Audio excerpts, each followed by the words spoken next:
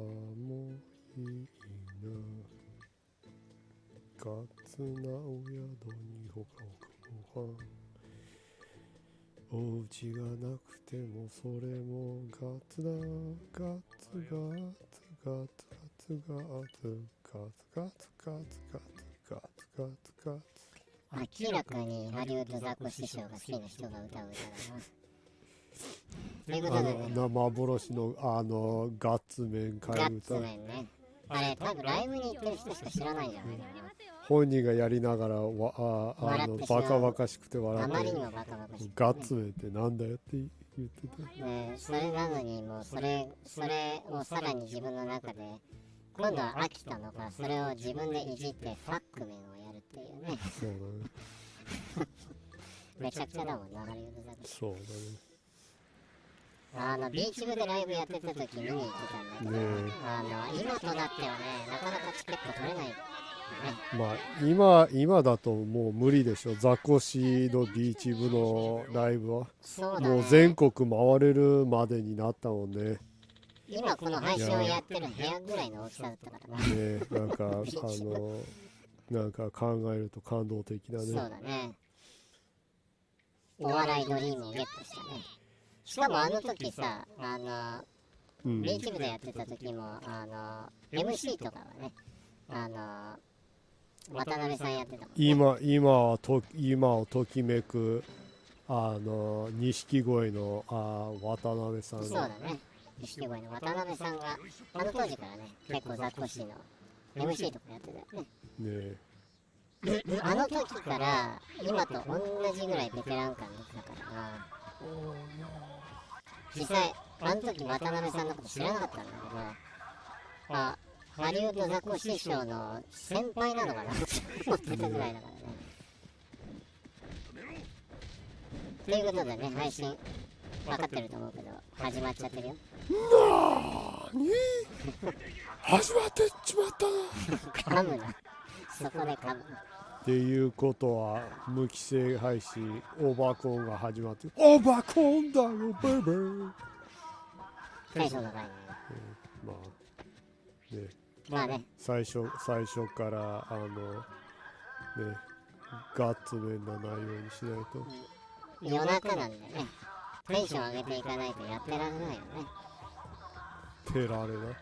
でも夜中なのでね、どちらもね、我々どちらもね、結構噛む量が多いんでね、そこはね、怖い。噛む。これは撮り直しとかそんな舐めたことはしてないから。生配信だからね。生配信と歌って実は何回も撮り直してさもう天才を演出するようなことはしませんから。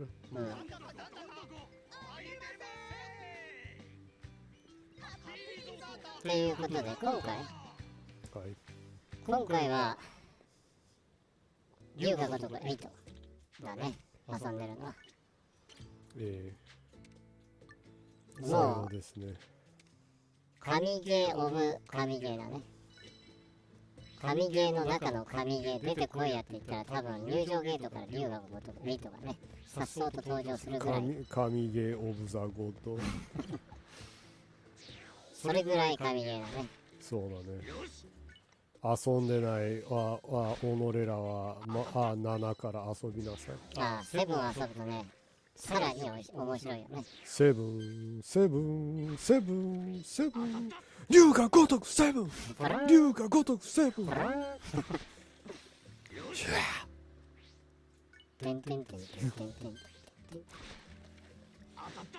それ元祖やないか。そうだね。なんかたまに口ずさみたくならない？元祖ウルトラマンの。まああるね。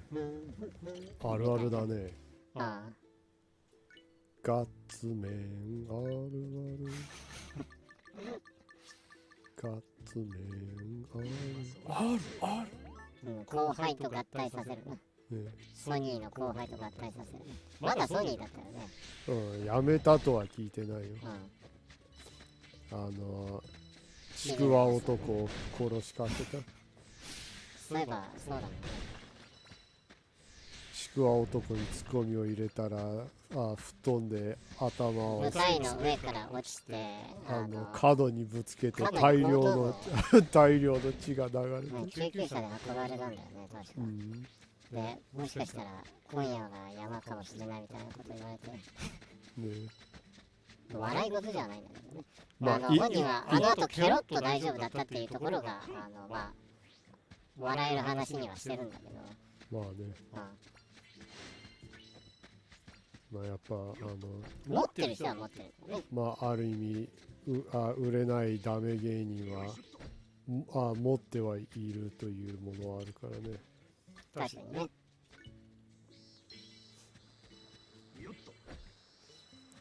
で今龍が如く8は、では今どんなことを遊んでるっていうことだよね。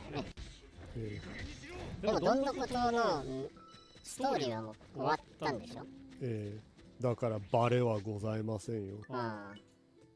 どんなことで果たしてどういうストーリーが繰り広げられるのかっていうのはね、本編を買って遊んでみてください。結構ね愉快な話だよね。結構おふざけが多い話でいいよね、どんなことを。非常にね、愉快ではありますからね。ベリーマッチ。今のところ俺龍が如く8で一つしか思いつかないその不満点が一つしか思いつかないんだけど、それは圧倒的にセブンに比べてパパ不足だね。私の大好きなエリちゃんが。エリちゃん一瞬ぐらい出てきてくれよって思うんだけど、出てきてんのかなどっかで。俺相当遊び込んでるんだけど。私もあちこち行っていろんな人と全サイドクエストやって、ミニゲームも基本的には全部やってるような気がするんだけどな。強いて言うならばスジモンバトルコロシアムの方をもっと遊び込むぐらいかな。あっちの方のストーリーの部分はもう全部やったしな。まだ発見できてないんだよな。ゲストで出てくるのかな、どんなことは。どうなんだろうな。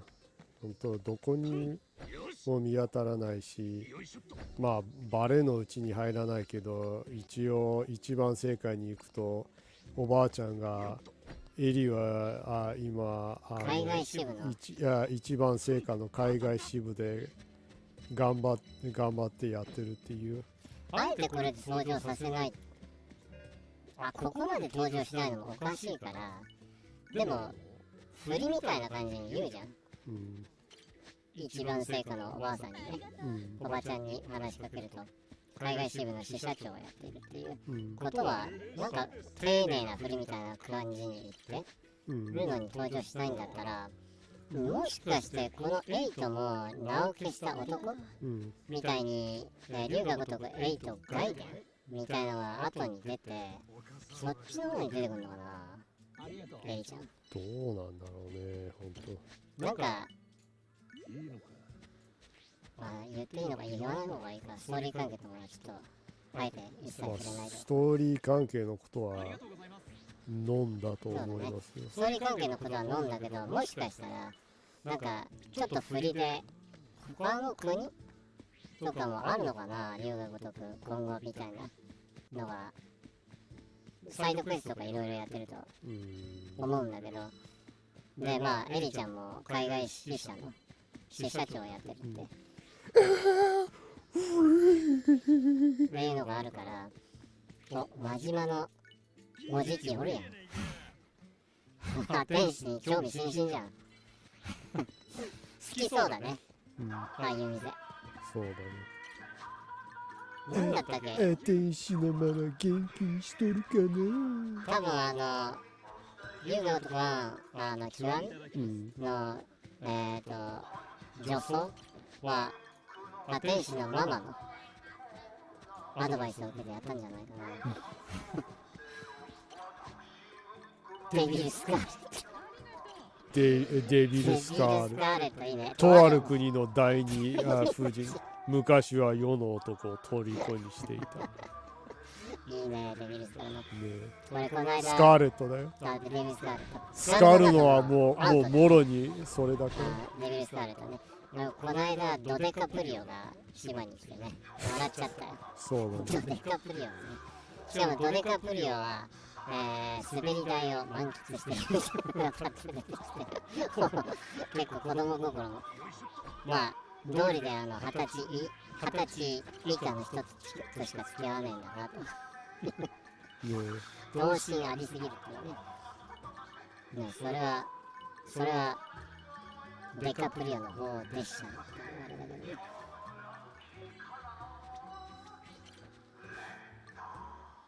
ほんまやで。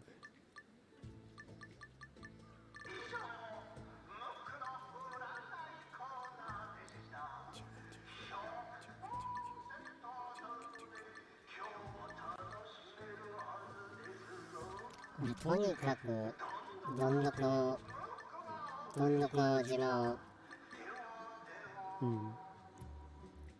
現代のソドムみたいな感じにしようとしてるんだけど現代のソドムもうアダルトなものしかない島にしようとしてるんだけど、アダルティに、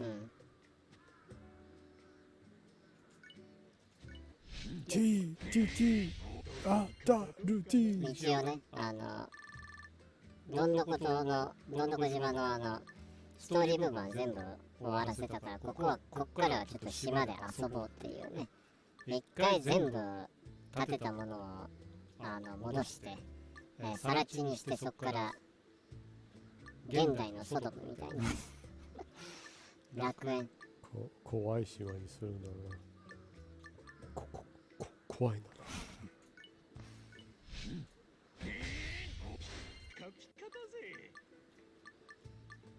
なんかさくらまなとなんだっけ、一緒に共演した子供の俳優福くんだっけ。さくらまなじゃねえよな。さくらまな AV 上そうだね。芦田愛菜。それね、鈴木福だろ。そうだね。まあ鈴木福とさくらまな共演してたらもうそれですよっていうね。AV 予知このパターンあったかみたいな。俳優の AV 予知まだないね。俳優の AV 予知皆さんは知りませんでしょうけど、アメリカだと結構あることなんですよ。男性の子役が後にAV に出るみたいな。そうだね。あるよね。あるよね。あるあるだね。たまにあるね、海外の方だと。海外公約ある。切るの多めだな、今日。で、まあ話戻すけど、正しく言うとね、芦田愛菜と福君、みたいな子役が出てくるんだけど、バッタモンみたいなのね、どんな子供に。福君もどきが島に来た時に、毎日ね、酒をあげるっていうことを繰り返してた。割と超満足してた。意外と悪い子だったっていう。ドリューバリもわかる。子供の頃に飲酒してたな、確か。ね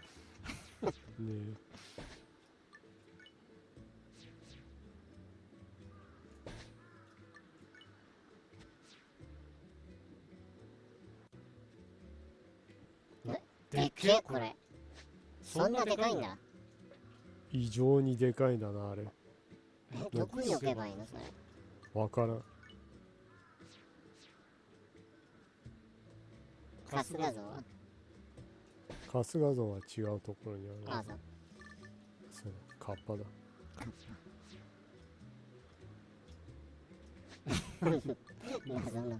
謎のコーナーだね。カッパは海を眺めている。カッパは海を眺めているはちょっとなんかエッジのある小説みたいなタイトルだな。そうだね。ただまあやっぱ記念写真用だからこっちに置かないとな。ほら猫も舌を出して笑ってな。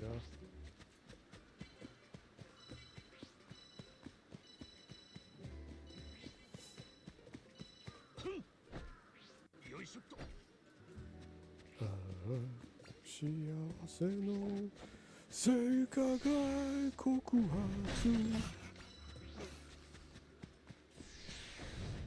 もっぱら N 氏は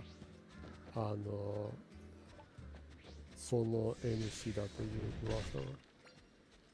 まあでも引退したんだよね。引退したの長渕。長渕引退してないよ。そう、なんか引退表明しなかったっけ先日。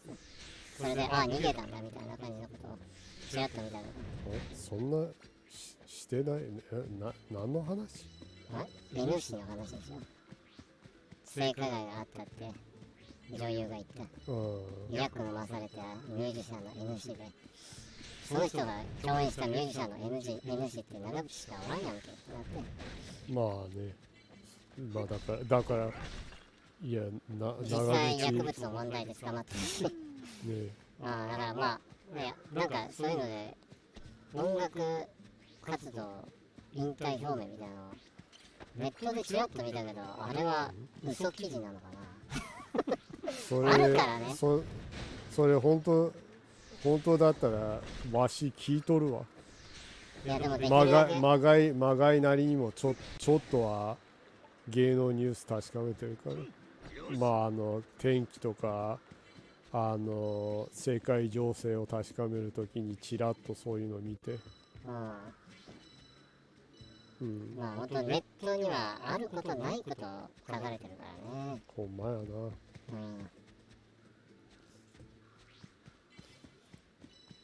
まあ松本は逃げたけどね。まあね。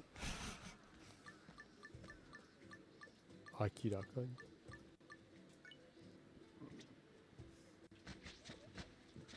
で今さ、どんどこ島で、どんどこ島なんだっけ、どんどこ島だっけ、島だよね。島？まあ島だと思うけど。I want 夏ココ今どんどこ島では何を目標にやってんの？まあちょっともっと客人を増やしてまあこの先のための資金作り。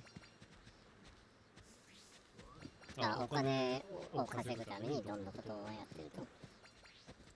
まあクリアしたけど、まあどんなことはね、この先上は銭は必要でしょ。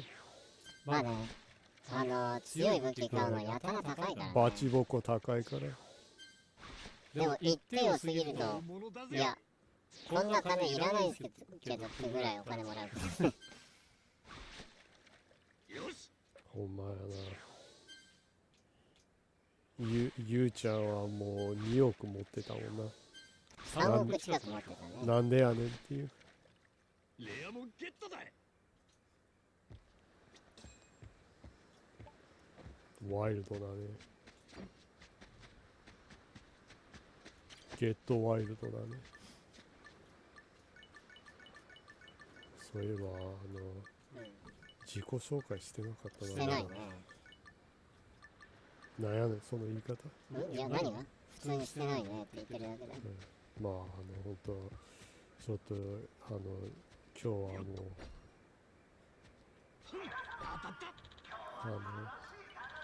重めではあるからな。重め？何が？皆様には謝らなくてはなりません。私真木よう子は元プラスマイナス岩橋をエアガンで撃ちました。何回も笑いながら居合わせた宮川大輔とジャニーズの子は一緒にケタケタ笑いながら彼の苦しむ姿を見ていました。岩橋さんを重度の精神疾患者と呼んだことも謝罪します。私も重度のアルコール依存で私も立派な重度の精神疾患者であります。その上長年噂されている薬物の話も実話です。確かに私はずっとドラッグをやっていました。ここだけ切り抜くとお前大変なことになるぞ。私、真木よう子はずっとドラッグをやっています。でも切り抜き用によってはお前が言ってるっていうね。あと長いしね、尺が。これは自分自身の罪を告白する場でなんだぞ。人の謝罪己を告発している話を止めるの。公開オウンゴールを決めているところを心の回答団により私真木よう子は己の悪事と歪んだ性格を深く反省し女優を引退し社会福祉に今後人生を捧げるつもりであります。っていう自己紹介だと。異世界真木よう子だと。旧エイタとの不倫も事実です。旧エイタ旧エイタ現長浜エイト。実際に彼の弟にドラッグを紹介したのも真木よう子自身私です。異世界真木よう子ね。そこはちょっとはっきりさせないとちょっとねトラブルになりかねないからね。真木よう子も引退やいやー別になんか適当に残んじゃね。逆にそんなに必要とされてる人間じゃないから残るでしょ。まあねそんなもんだからね、下手に必要とされるとねちょっとしたトラブルで引退っていうのはあり得るんだけど、まあ別に真木よう子程度に必要とされてるようなタレントは結構やらかしても残るんじゃない、冷たいように聞こえるかもしれないね。だってどうでもいいもん真木よう子のことなんて。龍が如く6好きだけど真木よう子のことなんてどうでもいいもん。一番龍が如くの一番印象に残ってないヒロインですよ。だって全然やる気ねえんだもん。やる気ねえってぐらいしか覚えてないもん。龍が如く6の台本を渡されて棒読みすればして早く帰って酒飲もうっていう感がすごい出てるんだよね。彼女が登場するたびにね、龍が如く6早く帰って薬決めて酒飲んで宮川くんの後輩をエアガンで撃ちたいわ。パッケージ化されてるんだそれ。まあそれはさておき。ねえ宮川くん早く後輩呼んで彼らの悲痛に苦しむ顔を見るのが好きなの。ゼロ距離でエアガンで撃ってもがき苦しんでる姿を私見るのが好きなの。意外とさ意外と松本のことで一番震え上がってるの宮川かもな。まあ逆にこの岩橋の件で一番震えてるんじゃない？いや岩橋の件以前に性関係のもので俺逆に宮川よく残れたなって思う部分もあるからね。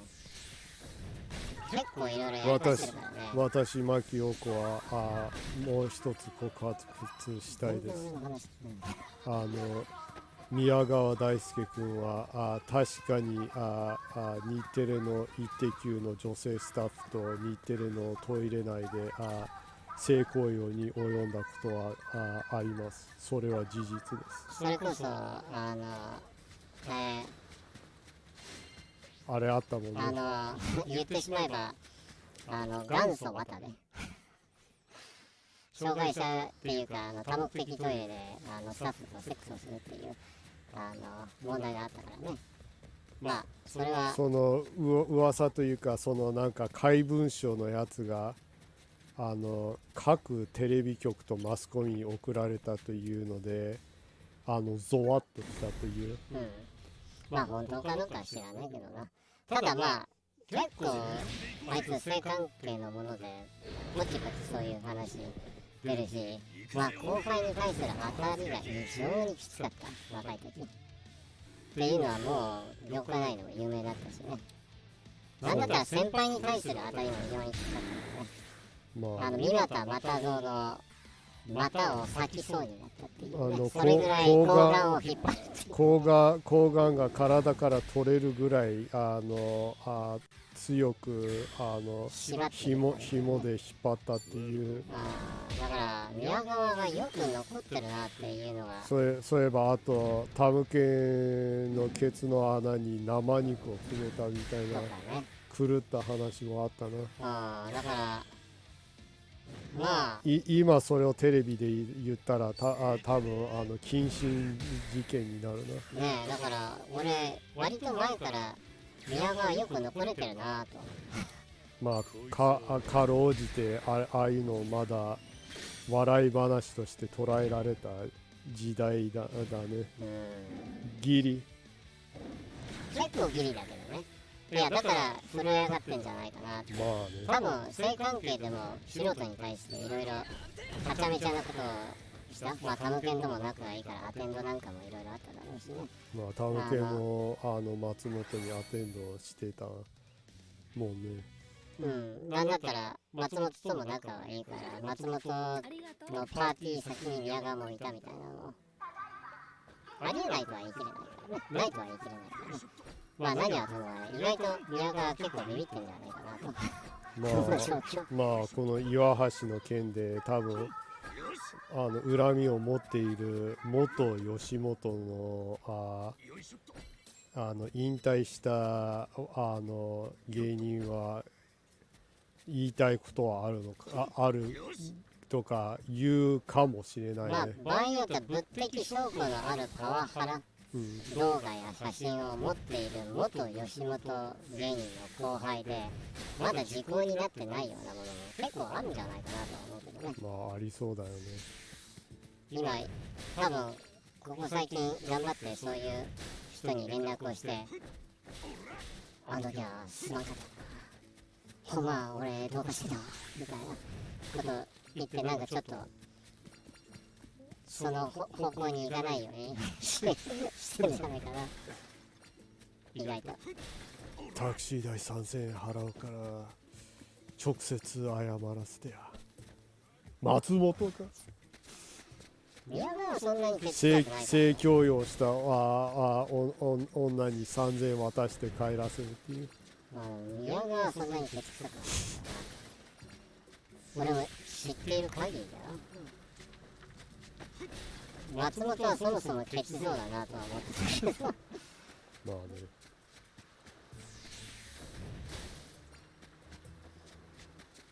相変わらず下世話な話が何言ってんねん。この岩橋のやつは立派な社会問題だぞ。いやまあそれはわかるよ。あとまあリアルに今ある意味蒸し返されるべき問題がいろいろ浮上してるから。まあ芸能界の上でも特に芸人界に絞って言うとパワハラはとんでもねえ問題だろうからな。縦社会だからな。まあね先週あった顔出し実名告発の松本にアテンドされた元女性ミュージシャンの話も本当若手が松本に震え上がってあまりにも気を使っていたのをよく覚えてるっていうぐらいみんな縮こまって松本の顔色を伺っていたという。まあ容易に想像はできるけど本当。まあだって自分とこの事務所の重役全員が元マネージャーだって、ね、それもよく本当はっきりというか、もうどう考えてもまともではないからね。そうだよね。だからまあそれも含めて、それはパワハラしやすい環境はもう土壌がもうね、そこにはあるわけだから、あれも考えもんだよね。もうちょっとバランスが取れた会社作れないもんなのかね。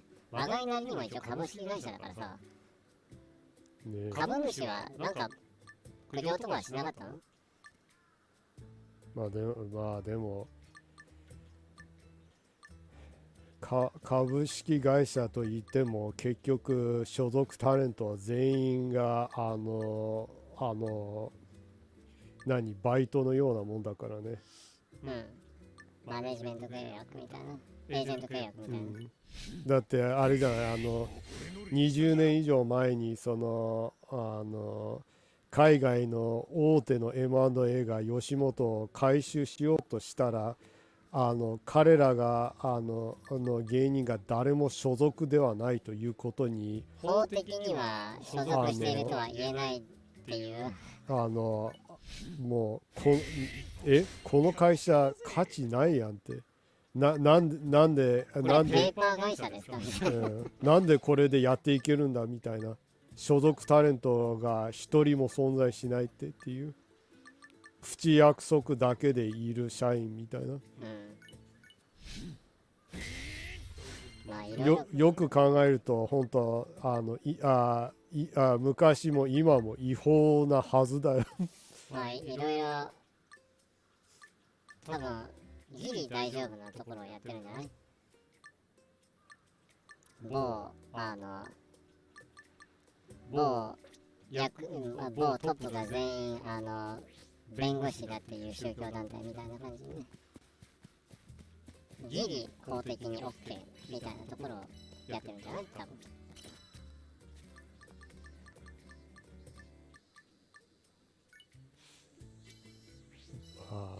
名前は言わないけどね。2回言うよ。名前は言わないけどね。まあね、名前は言わないけど、守護霊を下ろして本をずっと出版していた。何年か前、結構最近その人物もお亡くなりになったという話はしているな。もうじゃあ参謀の人たちはその人を呼び出すことができるのかな。ね。気になるよね。まあそれこそ宣言よしこは呼び出せるでしょ。そんなイタコみたいなことできるの？いやだって元女優だぜ。できるでしょ。ああ、すでに勝利回数なんだこれ。彼女も演技派だったと。そりゃR 方は憑依できるでしょ。彼女も右腕をずっとやっていたから。R 方ね。蓮舫ではないよ。R 方ですからね。でもそういう風に言うと台無しなんだよな。いやいや、おいおいおい、P トークだぞ。台無しではないぞ。マナーがなってないな。いや、お前がルールを破ってるんじゃない？それ自分ですね。はあはっきりは言ってないぞ、全然。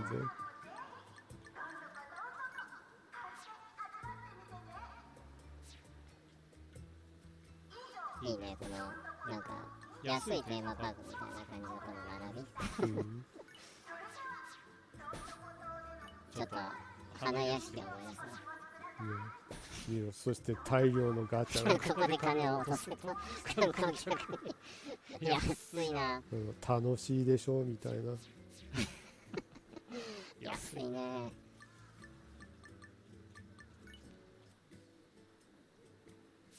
一応ここに見やすいようにね、電気と防犯カメラがついてるっていう。ここで人が変なことしないために、あよからぬことをしないために、人が開放的になって人をエアガンで撃ったりとかしないようにね。真木よう子阻止カメラですから。阻止カメラ。薬漬け真木よう子エアガン事件阻止カメラで、まあ、すごいもう話戻るんだけどさ、ずーっともう真木よう子言っても異世界真木よう子って言わないのがまず良くないと思うし、全然ちゃんと自己紹介を終わらせてないんだよね。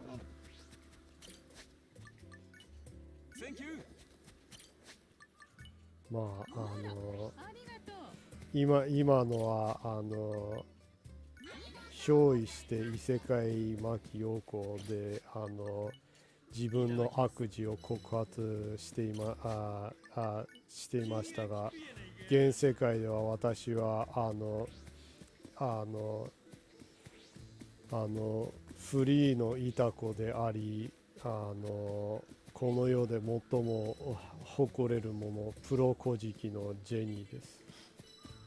っていうね。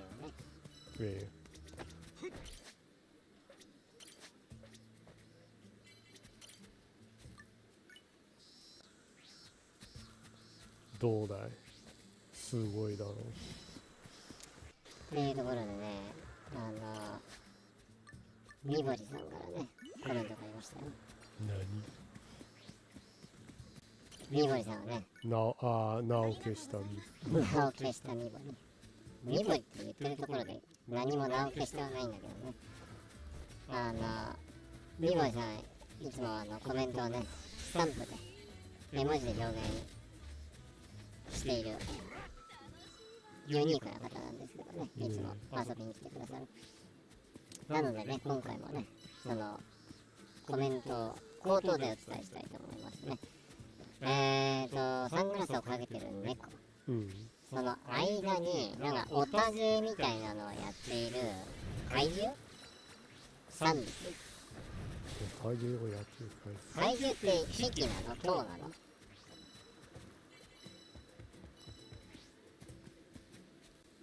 数？ねえ、匹かな。まあ怪獣3匹と、そこでまた、サングラスをかけてる猫。なるほどね。オタゲーみたいなダンスを踊ってる怪獣3と3匹、猫2匹。なんだろうな。だいたいみぼりさんから来るコメントをイメージ生成 AI でね、そのコメントから画像を生成するっていうのがね、楽しみでやっているんですけど、これは生成 AI の画像を作るプロンプトとしてなんて書けばいいかな。ありがとう。くれるの？オタゲーであるとすれば、この猫たちはアイドルなのかもしれないよね。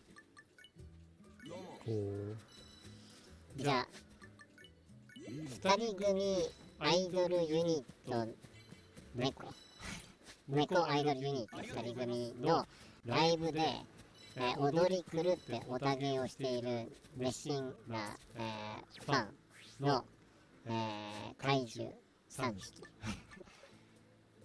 そういう感じはどう思う？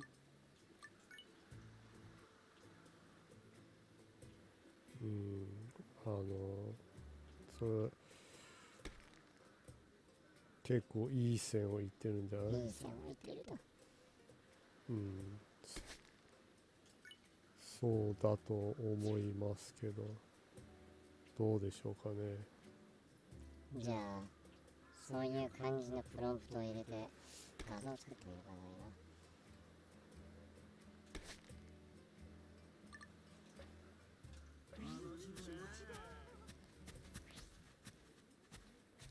いいんじゃない？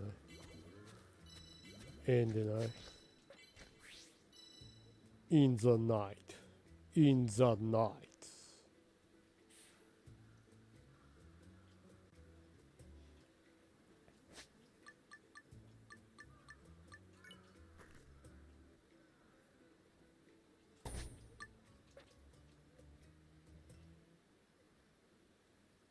耳ぼりさんからいいねがお、来ましたね。じゃあそれは正解だということなのか。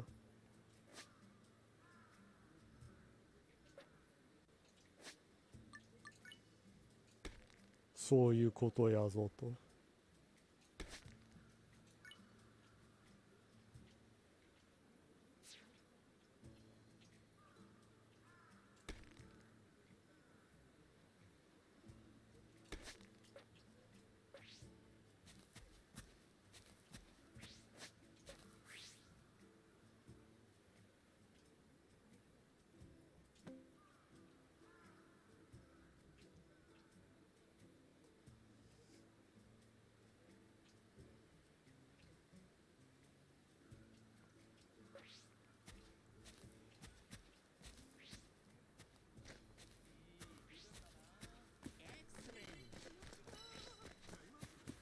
これが身彫りでなければ何が身彫りかわからない。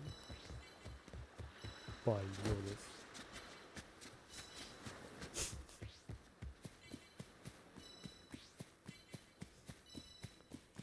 す。せかせかと AI を作ってる。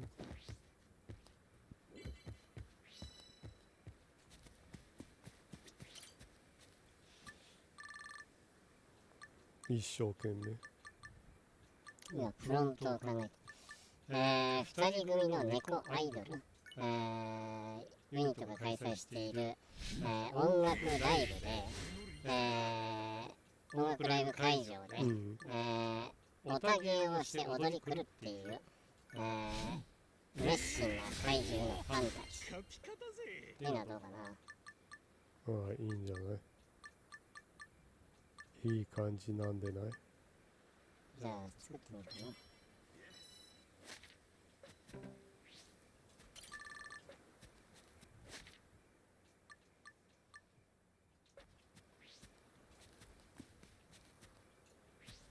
愉快なことが起きるんじゃない。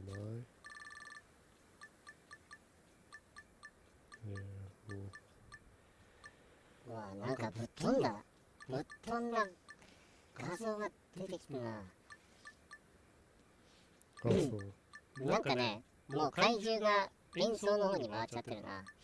怪獣がね、パンクっぽいステッカーじゃねえ。ステッカー。パンクっぽいステッカーだらけの、ストラトキャスター、オレンジのストラトキャスター、を背負って、なんかピースしてて、猫のヘッドホンをつけてるアイドルのピースしてて、なんかみんなで集合写真みたいなのを撮って、割と愉快なんだけどね。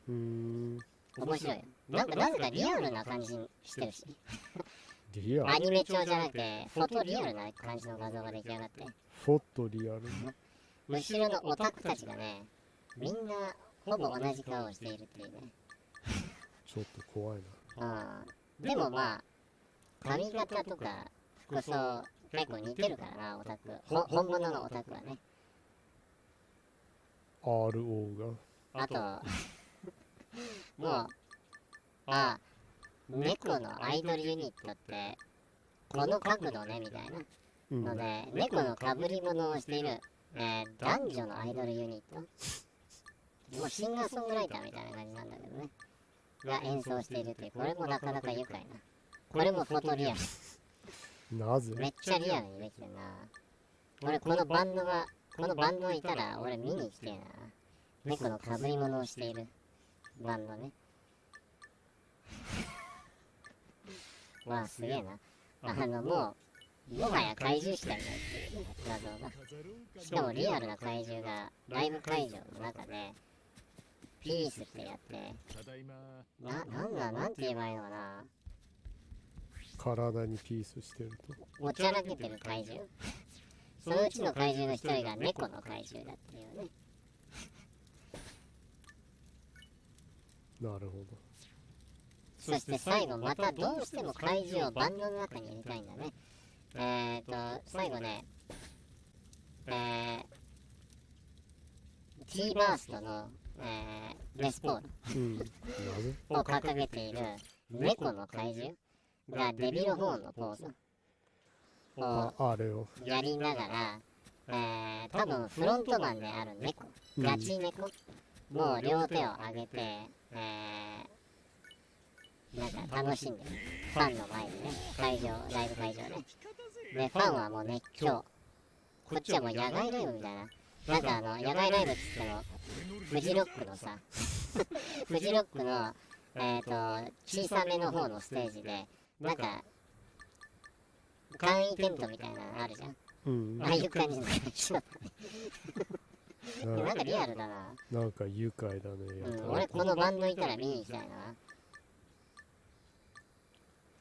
ワンウィサアミッションだっけ、の日ではないぐらい気合の入った着ぐるみを着ているな、会場の。あれこれでレスポールしてんのかなっていう。タッピングで行くしかねえのかな。なのかね。むずそうだね。まあ何はともあれなかなか愉快な、そしてリアルなテイストの画像がねえできたな。おもろいね。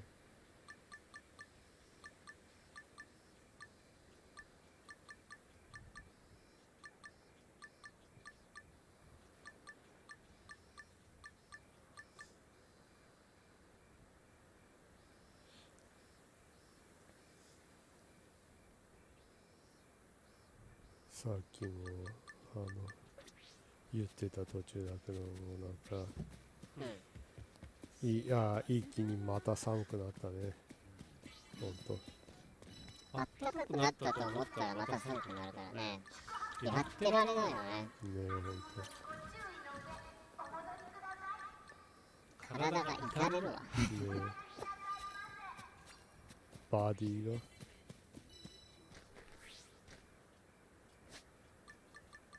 サムバディが。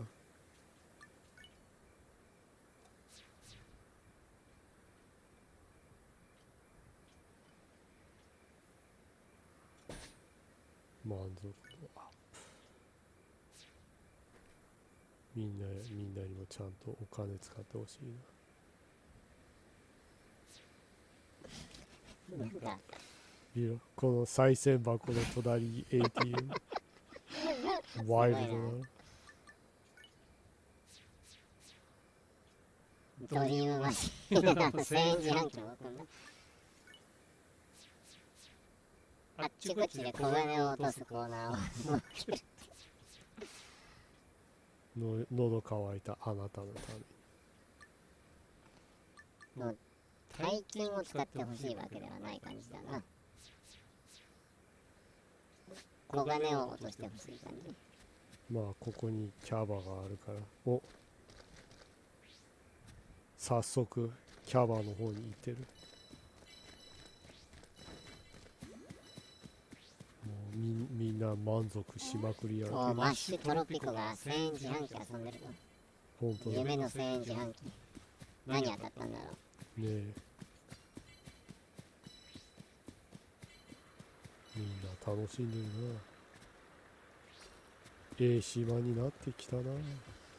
マッシュトロピコもいいんだけど、俺ワイルドガンウルフも来てほしかった。ゴーレムガンウルフ。ゴーレムガンウルフ。ゴーレムガンウルフにも来てほしかったな。ね、ゴーレムガンウルフに遭遇したいあなたは遊びなさい。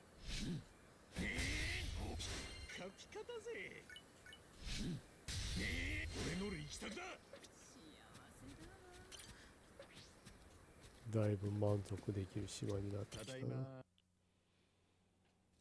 ゴーレムガンウルフちょっとデリバリーヘルプに来てほしかったねえ、来てほしかったね。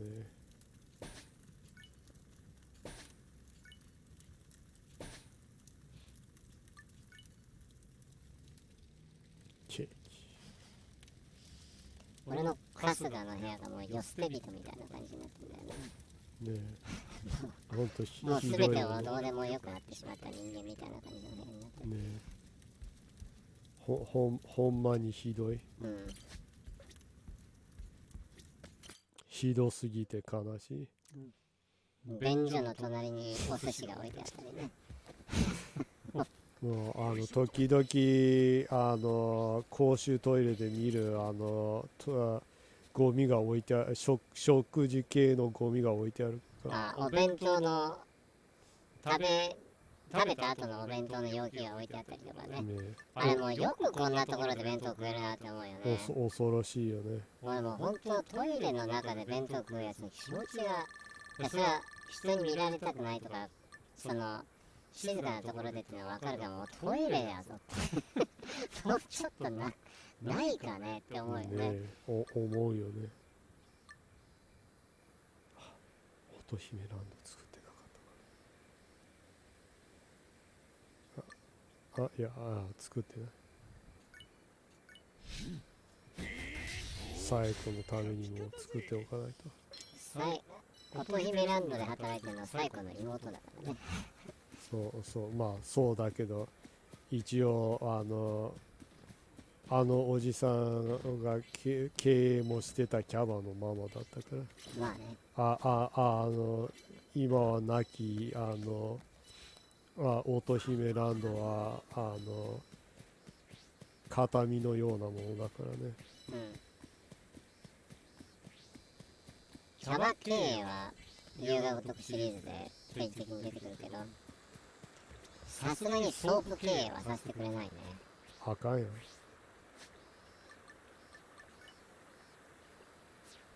まあそういう感じのエロゲはたまにあるんだけどね。まあでしょうねとしか言いようがないけど。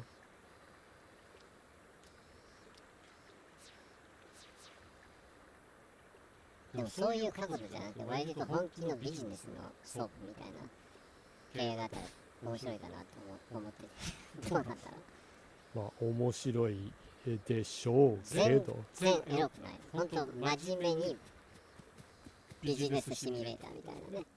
でリアルにジョのメンタルケアをしなきゃいけないっていう。そうで割とこわもての筋もんも来て追い返さなきゃいけないっていう。で割とこわもてのボーイとか送迎を任せてるおじさんがもうどう見てもその筋の人じゃんみたいな人たちを雇ったりね。問題客を追い返すために。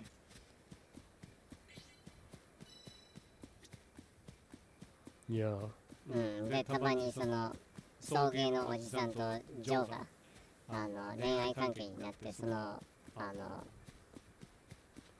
を見守るのか阻止するのかとか、人間模様を深く掘り下げた、経営シミュレーターみたいなあったらちょっと面白いと思うんだけどね。確かに下世話な感じじゃなくてね。確かに。そうだ、この後ろもちゃんと見えるようにしないと。まあそれぐらいだったらいいのかな。ここのキャバクラの隣にソープを置いて、もうジョに振られたやつがここにお世話をするっていう。畜生って言ったやつが今度はソープに行くっていう。99% の客が畜生になるけどね、多分。そうだね。結構物語性があるようにしている。張り切っていこう。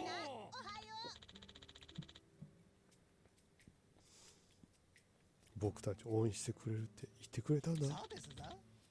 どんどことが大人気リゾートになった証拠ですな。私たちのファンも着々と増えてますぞ。今日も頑張りましょう。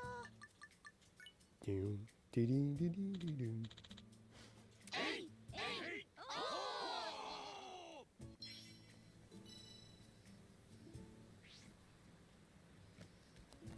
割とさ、そのちょっと少し前の話戻るけど、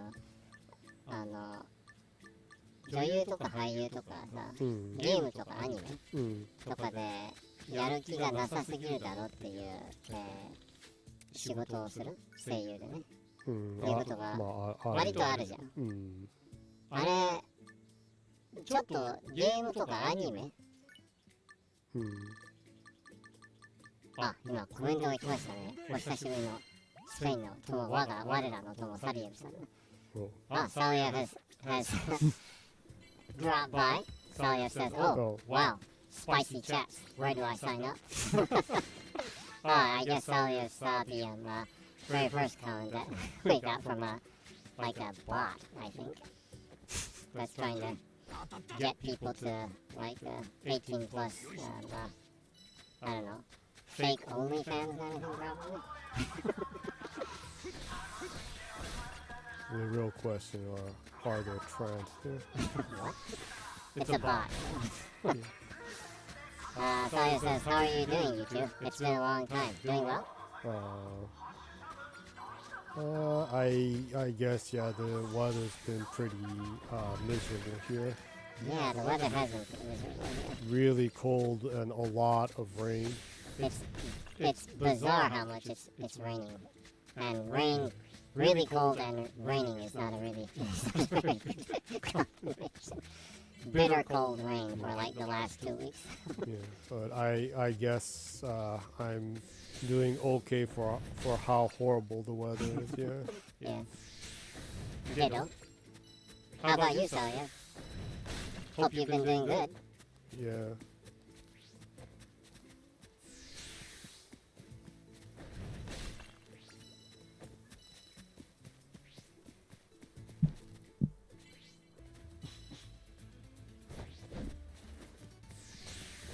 But the strange thing is that prior to it being bitter cold, it was bizarrely warm for about a week. Yeah, it was. Yeah, so much so that some of the early blooming sakura trees, this type called the kawazakura, kind of started to bloom. So it's really weird weather over here. Yeah. Salia says, fine. Exploited, but fine. I have no studies today since it's a holiday, so I wanted to say hello after so much time. Thanks for dropping by. We're always happy to hear from you.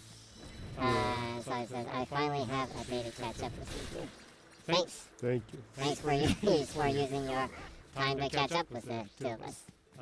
It's always great to hear from you, and I'm looking forward to catch up with you too. On our side, I guess basically been trying to survive. Yeah, I guess. Something like that. Enjoying what you can. Gaming, anime, manga, figures, stuff like that. Going to Akihabara every once in a while. Other than work and things like that. Stuff. Some recreation here and there.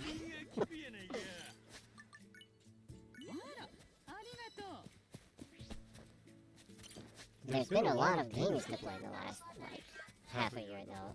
A shit ton of good games were released, so Yeah. I can't catch up with them. I did finally, on my side, I did finally beat Persona 5 Royal, like 2 months ago. Probably one of my favorite JRPGs of all time. Really great game. Yeah. I wish someone have told me that your buddy was a cat. Yeah. Salia says, yeah, I'm playing Persona 3 Reload, and I'm dying to play Dragon's Dogma 2, even though I don't have much. Yeah, it's a... Yeah, well, that's the thing that, like, full-price games recently, with, like, the price going up generally, it's pretty tough getting full-price games right when they're released. Especially, like, I'm not too keen on the game prices in Spain, but I've seen overall that Europe, overall the prices skyrocketed with, like, new releases and games. So he says, yeah, I would pirate it till I have money to buy it, but that's the nouveau strikes. The nouveau. DRM that every single PC gamer hates. Yeah, I ain't exactly the richest person in the world either, but because of that. Because of that, and since I've been looking for a Dragon's Dogma for a long time, I've kept some money to decide to pick it up, so Yeah. I'll probably pre-order it sometime in a couple of days or something, but yeah. Yeah. Thankfully, you're almost finished with this. So. Yeah. So it says, according to Google, the average PS5 game costs 14,690.91 yen. And so it says here in Spain, I mean. Okay. Okay, so in Spain, if the Spain price exchange to Japanese yen would be about 1,04,690 yen. That is pretty steep. Well, that's pretty. 14,690 yen. Yeah, that's pretty steep. Even like in Japan, I guess Dragon's Dogma. The Dragon's Dogma in Yen in Japan is like the Ultimate Edition. Well, the Deluxe Edition was 7,900, was it? So it's almost twice the price. Right? Yeah. And that's I think no, I think it's like 8,900. I think. Oh, was it? I think so. Yeah. But man, that's pretty steep. Yeah, I Still, it's almost twice the price. Yeah. heard BD2 normal edition for PC would be 7,080. Okay. Yeah. So the normal edition would be about that. Yeah. So man, you know, and people are wondering why game sales are going down in Europe. Yeah. Like, of course it is. I mean, it's not like, it's, you know, like, duh. It's not like, yeah, like there's a global recession. The prices are this high, of course. Yeah. Yeah. It is ridiculous.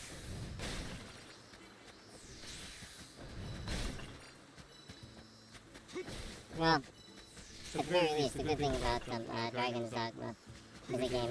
It's a game that it's the type of game that it's great to take your time with. So, on the other hand, you don't have to jump in right away either, Yeah. because you know everyone takes their time with that game anyways. So.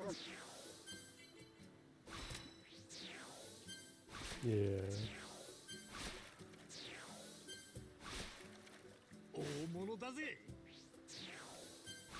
Yeah, I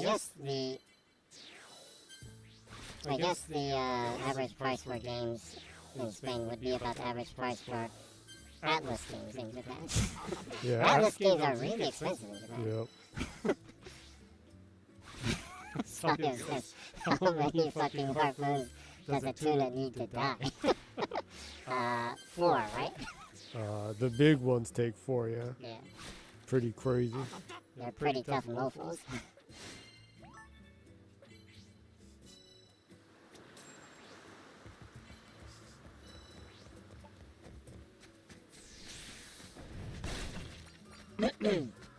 Oh yeah, and by the way, Jenny is playing Like a Dragon Infinite Wealth, but the island part is nothing like the actual games. Yeah. It's the annual side mission, side job, side business Yeah. that comes out in the series. Mm-hmm. Yeah, so it says Persona 3 Reload PC Normal Edition would be 8,651 yen.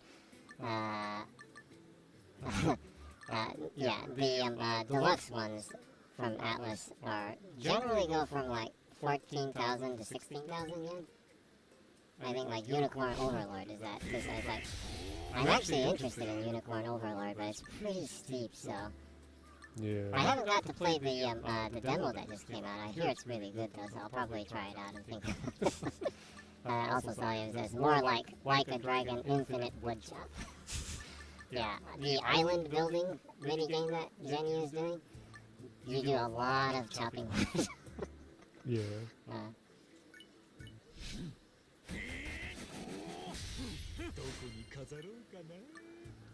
You can make a lot of ridiculous stuff to put on the island. Yeah. Sorry, I've been playing Ishin lately. Very nice game. Yeah. Ishin is so good.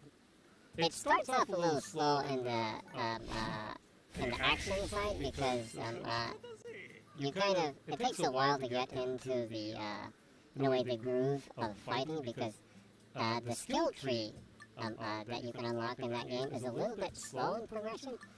Once you get the other skills out, the fighting becomes more and more fun. Yeah. So it says, for a medieval Japan lover, it's the game I always wanted. Yeah, absolutely. That's one of my favorite games from last year. It's such a good game. I hope they do the Kiwami Of the Kenzan for Kenzan also. The first one. I really hope they do. Because I enjoyed Ishin so much.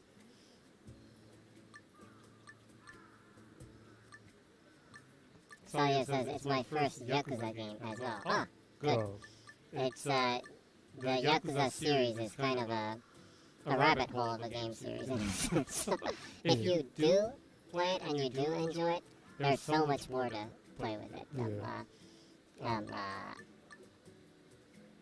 If it clicks with you, it's one of those game series that just kind of sticks with you. It's probably the Yakuza series is one of my favorite game series of all time.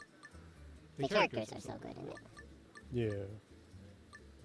And also, I enjoy that it's really serious, but also doesn't take itself too serious. A lot of quirky Japanese humor in it. Which they actually, Saya says, it kind of feels like Japanese cinema. Exactly. And that's the thing is that Nagoshi, who started the Ryuga Gotoku series, he worked in AM2, which was the same division that Suzuki Yu was the head of. And he did work on Shenmue a little bit. A lot of the basis, and personally, I think a lot of the basis of Like a Dragon, Yakuza series comes from Shenmue, directly comes from Shenmue, and some of the fighting, I think, comes from probably Spike Out. Yeah, that Nagoshi also worked on that game, too. It's kind of an amalgam of those two games put together with a lot of crazy side quests and over-the-top dramatic story and like Ninkyo stuff. The Rokudo Yakuza movies from the black and white movies and stuff. If that's your thing, it's a great series to follow. Also, the mainline ones, if you start from zero and go through them, you get a history lesson in Japanese culture from the late 80s to recently. Yeah, because that's one thing that's kind of interesting about the Yakuza series is that they're set in specific times in Kamurocho/Shinjuku, Kabukicho, and it is a lot like that in that time. I've been in Japan. Every game of the Yakuza series, I've been in Japan at that time. And the late 80s, Kabukicho, the kind of crazy over-the-top culture of that time in Japan was the dancing discos and the drinking culture back there and people waving money at taxis and stuff like that. That shit actually did happen. The over-the-top tastelessness was real. The excess of bubble Japan is pretty realistic. And though it's fiction, a lot of the stuff in the story is very real of Japanese Yakuza being involved with real estate and getting people to leave expensive land so they could make mansions and buildings. Yeah, back then there were actually stuff. In the news there was stuff like people, organized crime members setting fire to like older buildings and like running into older buildings and with trucks and then like forcing people to evacuate and like selling land and whatnot and kind of stuff. The over-the-top kind of stuff went into the bofuho, in the early 90s that restricted that kind of organized criminal activity. Because it went way over the top. Yeah.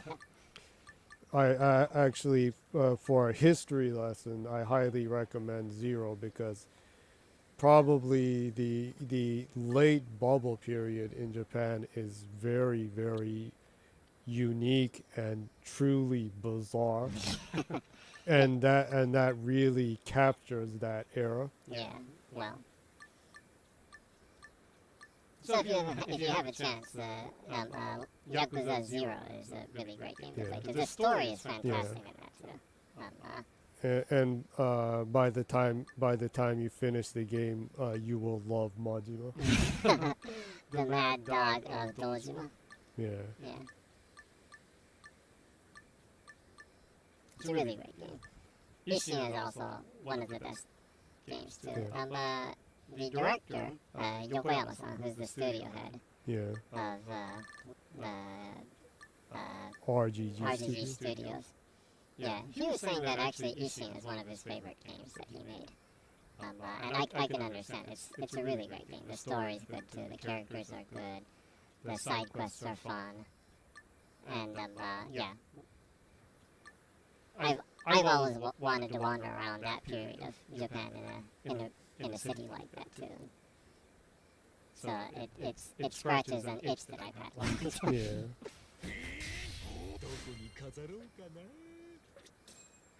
And it's kind of unfortunate because it's hard for places here to get a big enough budget to make that kind of game. Yeah. That's like a open world. You can wander around and do stuff and actually look at and experience what the cities were like at that period. In that sense, I guess the PS5 Koei Tecmo game Rise of the Ronin is probably a good game that was able to get that budget to do that. It actually looks pretty cool. The late Meiji era Yokohama area. Basically Assassin's Creed. Oh yeah, the next one's gonna be like in that period, and you're gonna be apparently a ninja. Oh yeah, Assassin's Creed Red. Yeah, that's going to be set in feudal Japan. Yasuke is gonna be in it, so that's around the time when like Nobunaga was around. So.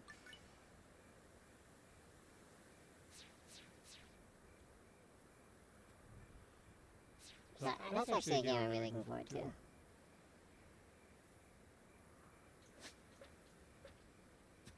So he says, well, to me, as I'm writing a book about medieval samurais, the village rendition might be a good information source. Yeah, absolutely. Yeah. They actually do the designs are a little bit fantastical, but they actually do a lot of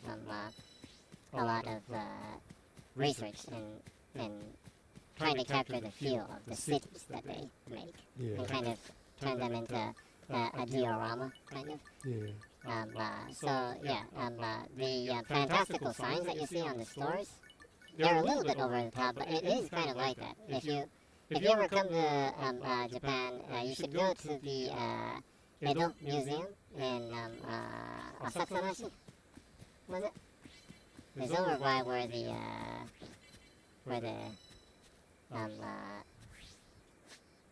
sumo wrestling facility is. Where is that? Jenny? The sumo wrestling facility? Yeah. Asakusa-machi だったよね. Yeah. Yeah. Well, the Edo Museum is probably one of my favorite museums in Japan. It has a lot of really cool stuff. When you ever do come to Japan, absolutely you should check that place out. A lot of really cool things and the niche history that you can learn about that specific Edo time period. And leading up to Edo, so late feudal Japan going into Edo era kind of stuff is a lot of really cool things there. Yeah.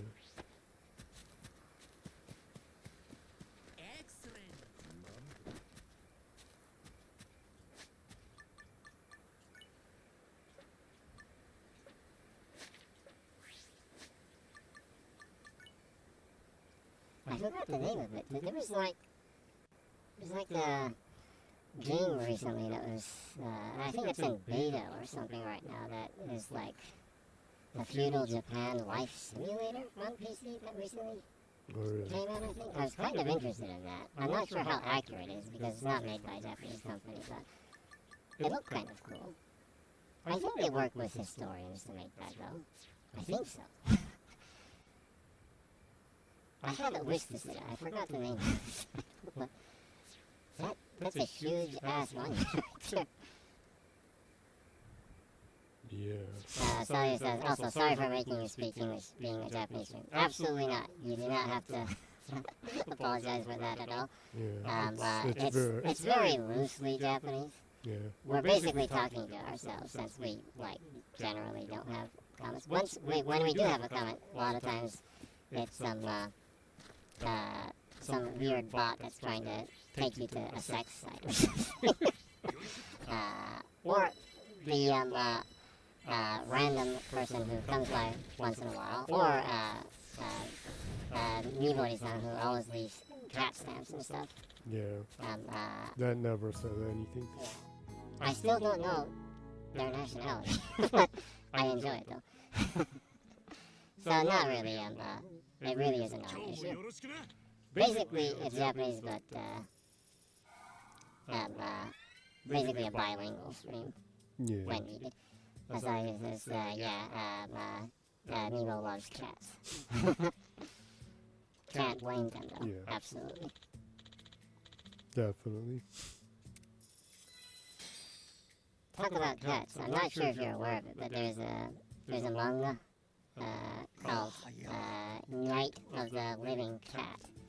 It's a manga about a future world where if you get like licked by cats, like if a cat comes up to you and like licks you, you turn into a cat. Some weird virus pandemic happens and it's a crazy manga. Sawyer says gonna check it out right now. It came up in my mind because I just saw like the other day they announced that they're gonna make an anime of it.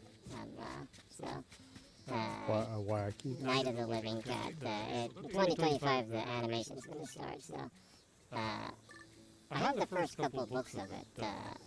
I only read like the first chapter, but it's a pretty crazy and funny. It's a cool actually, a manga. That's a spin on the zombie genre, I guess. It's a little bit more comical though. So it says, love that they spell it being out. Yeah, that's pretty cool. The artist who draws who does the drawing in it, I think his name was Mekarutz. Yeah, Mekarutz. He's a really good artist. I really enjoy his art. He loves cats, and you can obviously see that from how he draws cats. He does a great job drawing how furry cats are. Furry. Yeah. Yeah, that's pretty important. Yeah. そう？まあ気持ちはわかるぜ。春日なんて叫ぶんだ。ヤッホーかな。それ。 It's already an anime that I'm looking forward to 実際叫んでる人見たことないからね。俺は山登ったら叫ぶぜ。山彦が心地いいんだ。じゃあ今度みんなで山にヤッホーしに行こうぜ。 Yeah. おお行こう行こう。 I only heard about that from you, but I was interested in it. Yeah. So it says the cat lamity. Cat already. A lot of laughing and asking. Cat lamity's good. I have the Japanese version, so I'm not sure. I'm not sure if that's only in English that's a pun, but it might be. I don't know. I should check one more time. It was a while ago. Or that I does read it the say first- Nyandemi? it's probably Nyandemiku in Japanese. It was a while before that I read it. It's probably Nyandemiku. Yeah.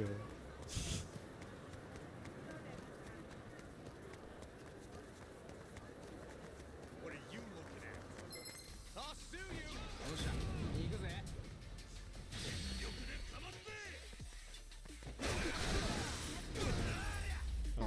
Kasuga and the Night one. Yeah.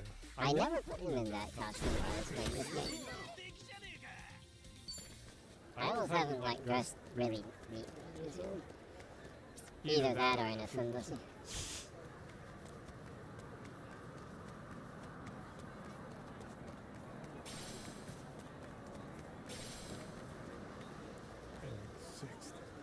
That's a little high.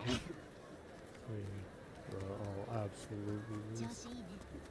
クレジットカードの利用明細が来て、見たらめちゃくちゃ高額だったんだ。俺もさ、見てるわけね。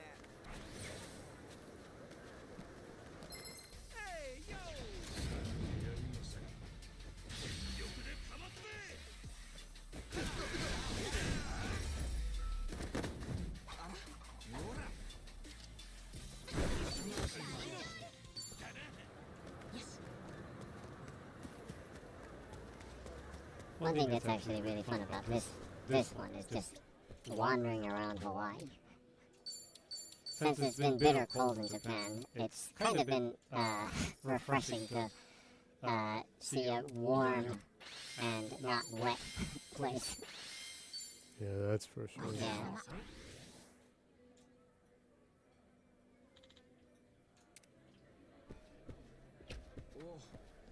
Sawyer says, I heard the other day that someone made an isekai where it's the truck, that the truck is the one who gets ran over and goes to another world. I wouldn't be surprised. Yeah, how you die and like get to the isekai is becoming like kind of a shared running gag within the isekai stuff. It's becoming like that, yeah. Yeah. Truck-kun being the hero of the story. Yeah, I saw one the other day that this dude masturbates to death and goes to the isekai. And then everyone's hot for him or something. And that may sound like a porn. It may sound like a pornographic manga, but it's not. I don't know, it might be borderline porn though. There's a lot of those ones. Half of those ones are quasi sado porn. Yeah. これはどう？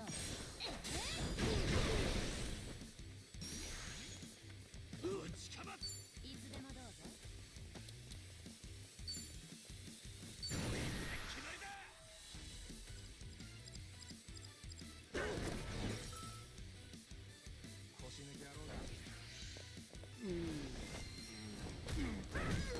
Also, recently I think, since it's kind of become an international joke that trucks are are death themselves in Japan. Recently, a lot of some of the isekai stuff that I've seen at least, you don't even die to get to the isekai. It's like you're playing a social game and you do a gacha and it like works, you know? It opens a wormhole or something and you do the gacha and then you appear in like an isekai or shit like that. No, you're just getting lazy. Well, I think maybe they're like, well, maybe we did the death thing too much. Probably. いっぱいやりたい気分だぜ。また強くなっちまった。よし。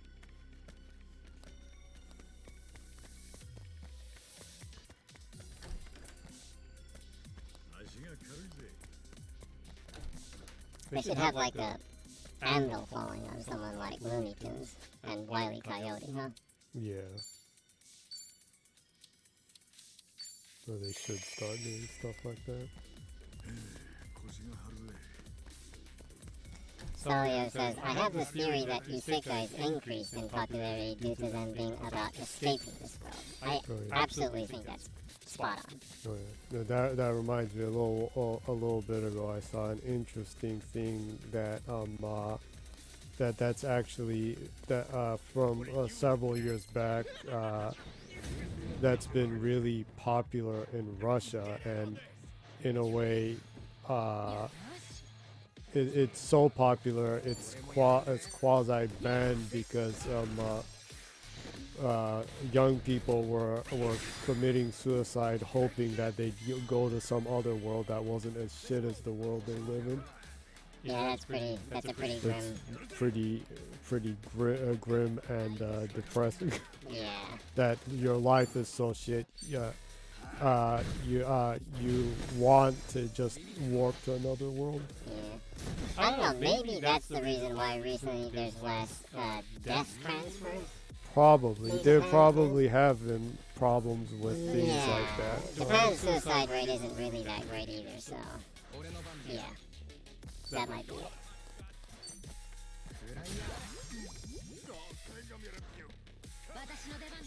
But yeah, I do think the isekai thing absolutely became big because people just want escapism. Yeah. To me, fortunately, since gaming is my hobby, anytime I play a game, it's basically isekai tensei for me. That's kind of how I play games. I kind of like get into the characters and like make my own settings and whatnot. So.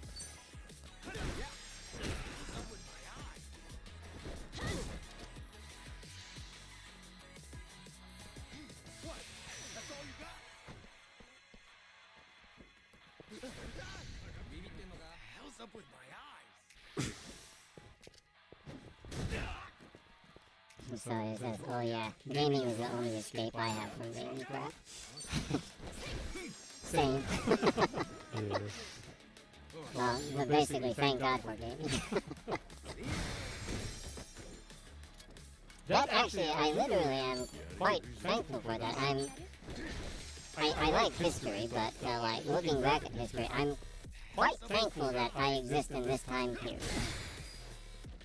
A lot of it has to do with actually games existing in this time period that I happen to be alive.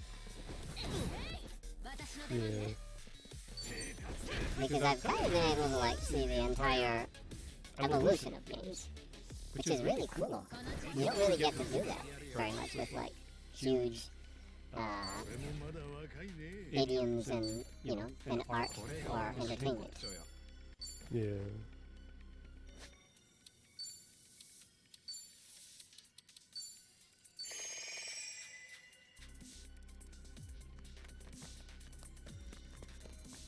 Yeah, even thinking about it, you can say evolution in the film industry has been very little the last 30 years, I guess. I guess. I don't know, you might even be able to say like CG in the film industry kind of peaked about a decade ago maybe. Recently CG in movies are kind of meh. Like some of the older movies have like incredibly good CG. It's just so much stuff uses CG now. It's just people overworking. There's too much people needing CG, so yeah, it's just gonna go down in quality. Yeah. At the same time, they're not paying these people more money at all. I would assume that's part of the equation. Yeah. Yeah, like everything.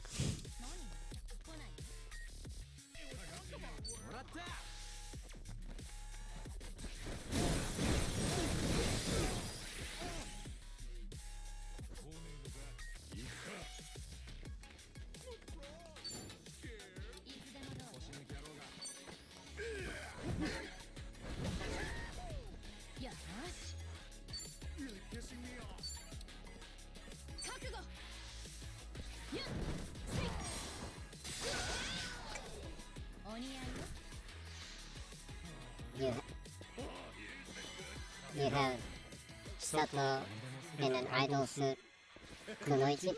Yeah. That's pretty boss. An idol Kunoichi. That sounds like an isekai tensei right there. Yeah. Former idol does tensei in the feudal Japan and becomes a Kunoichi. That actually sounds kind of fun.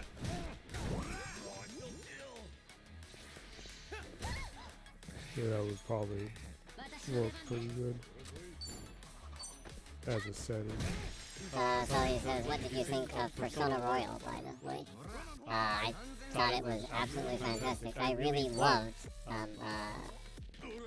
the ending and kind of the entire concept of it, the ideas, and it's actually it's pretty heavy in philosophy. Huh? Yeah, and I like the philosophy and the questions that it brings up and the answers that it gives.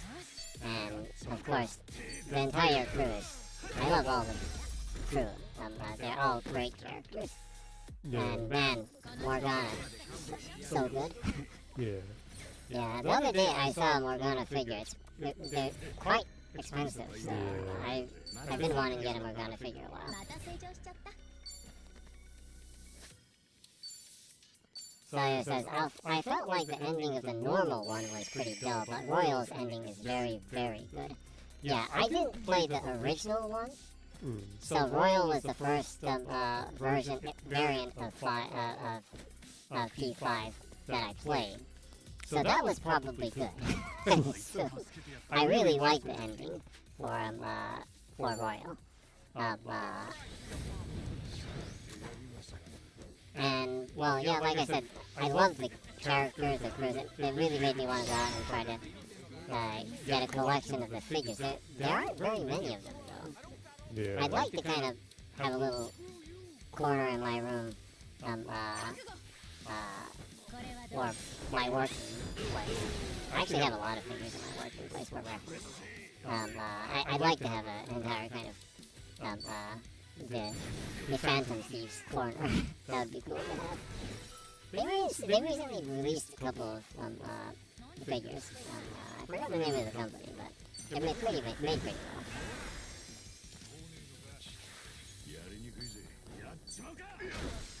well. Sawyer says, well, P5 ending is when you kill the trophy and the insufferable god, and that's it. Oh, okay, well, that is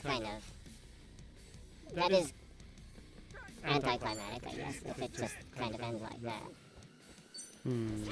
P5R's ending is, I think, Chef's Kiss. Really nice ending. I really enjoyed that. Right?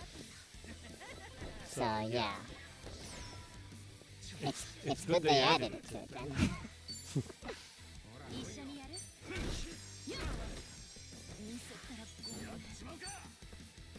And I also kind of like the concept of the last boss of it's a fake god, but it was a man-made god in a sense. It's kind of the collective cognition and ideology of this range,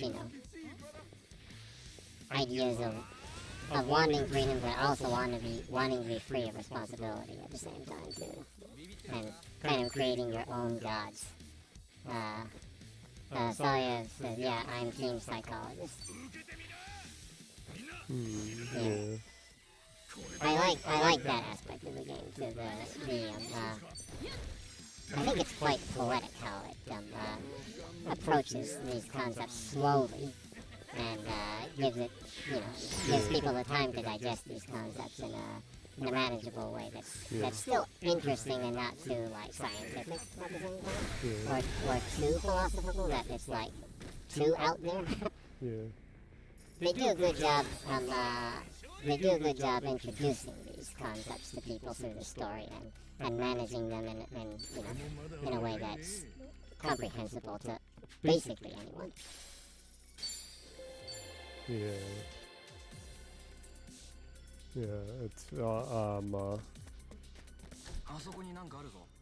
It's interesting and also throws a lot towards the general consensus of political problems when it was released and still now. Yeah, that's one thing that's interesting. The thinking back when it was released, it does cover a lot of the political problems that were going around in Japan at that time. And you can kind of see, okay, they borrowed from this, they borrowed from that kind of thing. That's an interesting aspect of Persona 2. It's kind of loosely based off of some things. Yeah. So that's pretty cool too. Yeah. The painter had to have been based off of Samura Gochi. Samura Gochi. Instead of music, they did a painting art form instead of a sonic art form. Yeah, and also, I don't know what is it for me personally. Sally says, to me the concept of Persona 5 normal, not royal, is the same as Dune. Never trust a charismatic leader. Yeah. That's a good look at it too.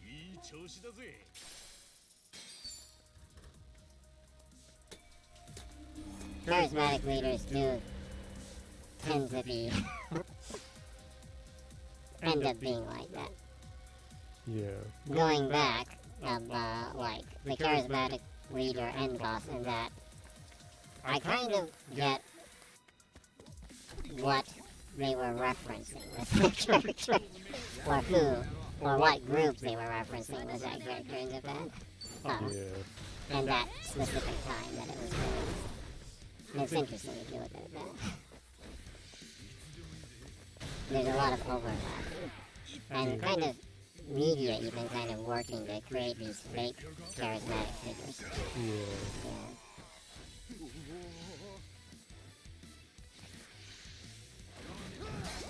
Yeah, and basically the main thing it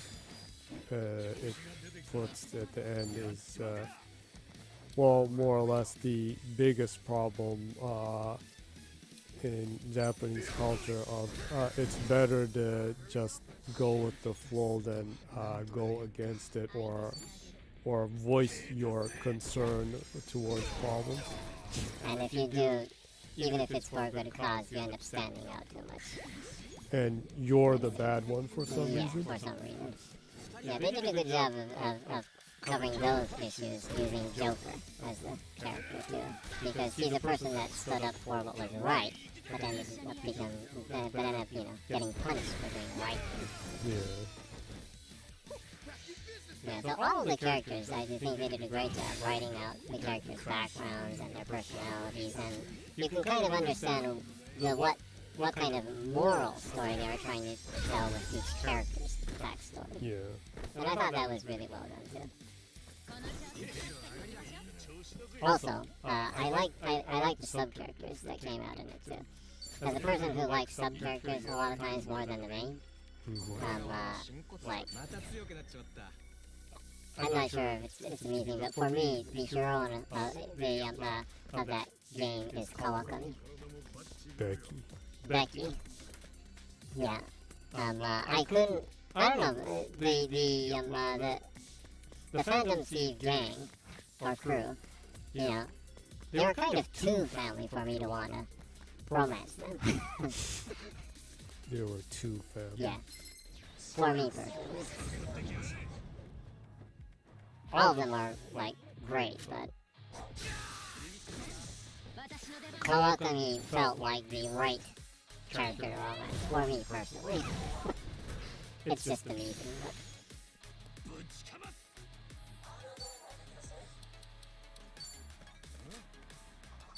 And I also enjoyed how, like, weirdly kooky Kawakami was like, too. She'd make that weird, awkward face when she came as a maid to your house to clean and stuff. Like she's trying too hard to look cute kind of thing. I kind of enjoyed that. Yeah, that was pretty amusing.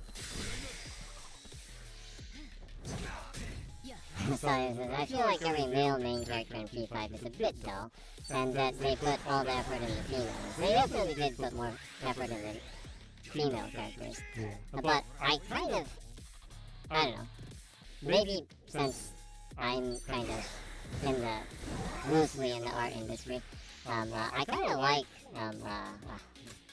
sorry, I'm really bad with names, forgot his name, not Yuji, The artist. yeah. Why did I forget his name? Well, it's weird because I remember Madarame, Apprentice. That's a weird way to phrase it. Anyways, I probably like him the most as a male character because how weird he is strangely realistic. Like, a lot of my art friends, a lot of my friends that are in the art industry, obsess over the weirdest things. He's kind of like that. He's just like, he obsesses over the most weird things. Saya says, yeah, Yusuke is a stereotype of artistic dude. Yeah, and I kind of like that about Yusuke. Because it is, although it is stereotypical, it's, I don't know, I think it's stereotypical for a cause. The people that I know that are artists are all, in different ways, kind of like that too. Like, there's some things that they really obsess over, and it's kind of fun to talk and hang out with those people because of that. Personally, so I kind of enjoyed Yusuke. Yeah.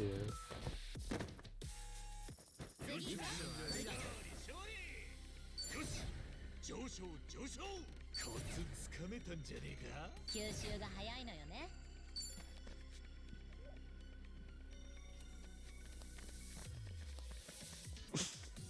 Also, Yusuke talks about food so much. Strangely, 何でもできそう。 a lot of my friends in the art industry are kind of obsessed with food. I don't know what it is. I'm kind of obsessed with food too. Or, well, actually, like, isn't almost the entirety of humanity obsessed with food too? That's probably like overlaps everything. Well, in the case in that game, a lot of his obsession with food is that he's just piss poor. Yeah, and that's exactly what Salia says, and of not having money to buy it. True artist. Yeah. Yeah.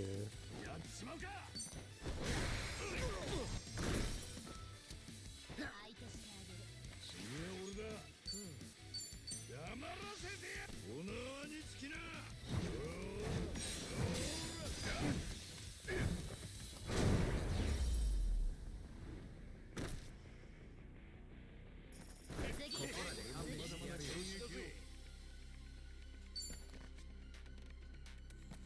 With the fandom thief male character design, I think I like Skull's design the most, though. Usually, for the male characters.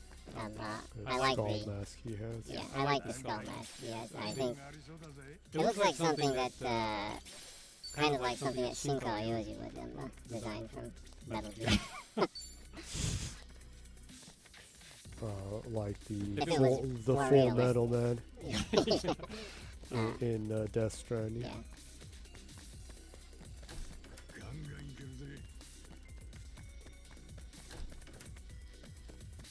Salia says Makoto best bro. Yeah, Makoto is a tie up there too. Makoto is one of the characters that I would have thought of romancing if it weren't for Kawakami.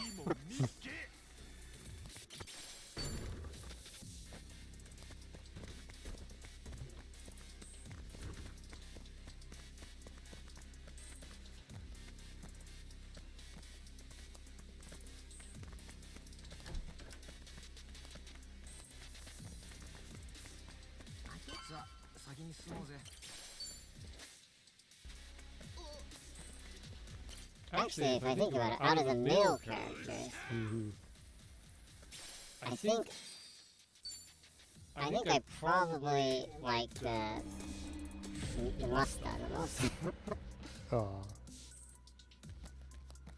The Bronze Sojiro. Master Sojiro. Yeah, I think I like him the most out of the male characters. Wait! Really pissing me off. 私の出番ね。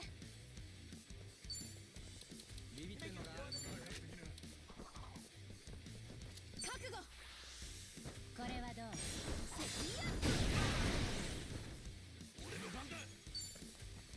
Yeah, and you learn the art of making curry from it. Yeah. Which interestingly, which is kind of interesting, is that like if you go to Kissaten in Japan, coffee and curry is kind of the staples of a Kissaten.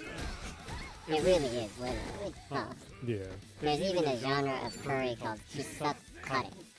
That is like a specific type of curry that these coffee houses, the Kissaten in Japan, make, and there's kind of a following of people with that type of curry. Yeah. It's one of the interesting kind of niche little subcultures. Sorry, says be right back. Gonna clean my chair. Oh, okay. Okay.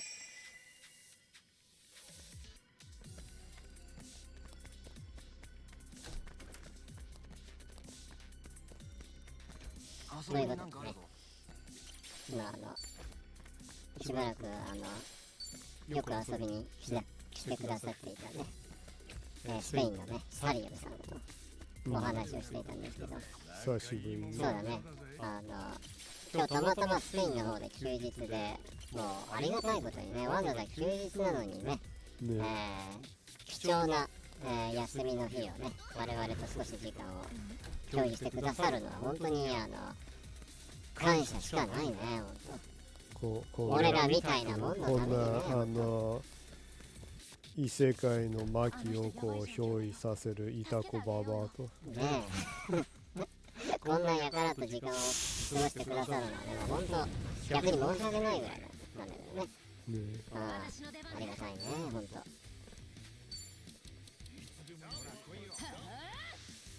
これはどう？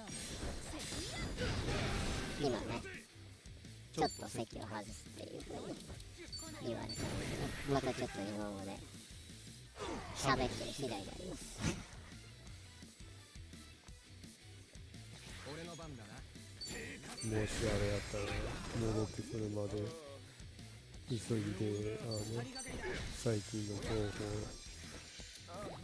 最近の情報？そうだな。最近ここ1週間あんまないよね、あんまない中でもまあ探してくるからね、情報は。言ってくるね。まあ箱関連で言うと Xbox、2月の本体アップデートが出たんだけど、2月の本体アップデートは結構いいのがいろいろあって、まず一つにXbox のリモートプレイ、でタッチコントロール、操作が可能になったっていう。X クラウドじゃなくて、コンソールストリーミングの方、つまりリモート Xbox リモートプレイっていうのは、自分がホーム設定している、Xbox 本体、にインストールしているゲームね。これを、コンソールストリーミングといって、本体に、入っているゲームを、ストリームしてミラーリングして、違う画面で遊べるっていう、モバイルデバイスだとか、あとはWindows デバイスであれば、このコンソールストリーミング、リモートプレイができるんだけど、これでタッチコントロールが対応したと。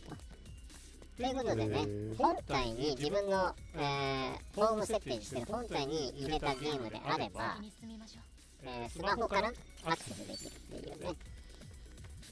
で、これがちょっとね、これね、X クラウドに勝っている機能の一つとしては、一応本体、自分が本体から離れてるのも自分の本体が起動して動いてるんで、一応ね、クイックレジュームは機能してる。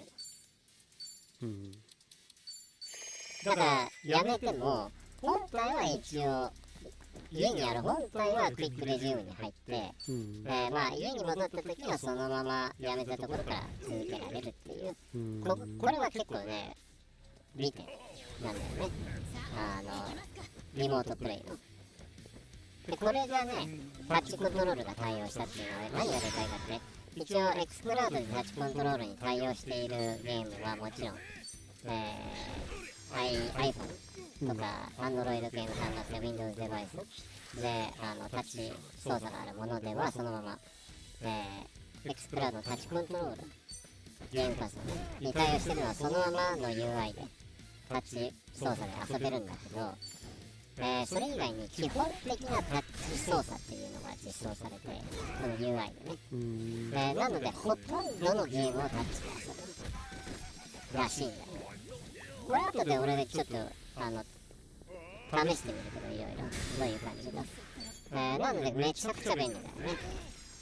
ゲームパスの場合はタッチ操作に対応してないやつはまあもちろんタッチコントロールでは X クラウドでは遊べないんだけど、このリモートプレイの方は大概のゲームは一応この基本的なタッチ UI が機能しているらしいんで、まあ結構便利だよね。重宝、まあもちろんインターネットの環境にもよるんだけど、重宝できる感じかなと。まあどんな感じなのか、まあちょっといろんな環境で試してみないとわかんないけど、まあ良さそうではあるよね。でまあもう一つこのリモートプレイでこの基本的なタッチ操作の UI が実装されたのであれば、ゲームバースの X クラウドを介したタッチ操作もそろそろそういうのが実装されるのかなと。そうだね。だったらいいなっていうね。でまあ2月の本体アップデートその2が Xbox ワイヤレスコントローラーのための新しいサムスティック、アナログスティックねの、再調整オプションが実装されたんだよ。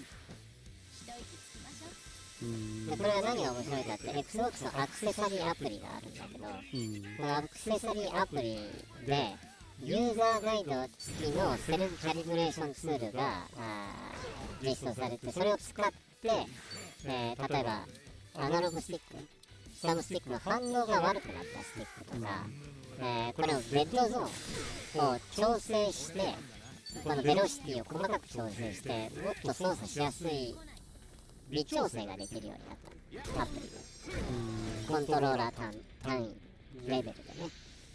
なのでちょっと調子が悪いな、デッドゾーンがちょっと広くなっちゃったなっていうものは、このアプリを使ってコントローラーのアナログスティック、サムスティックの調整ができる。でまあ修理に出すほどではないかなみたいなやつをこれでちょっと微調整できるようになった。これ結構便利だよね。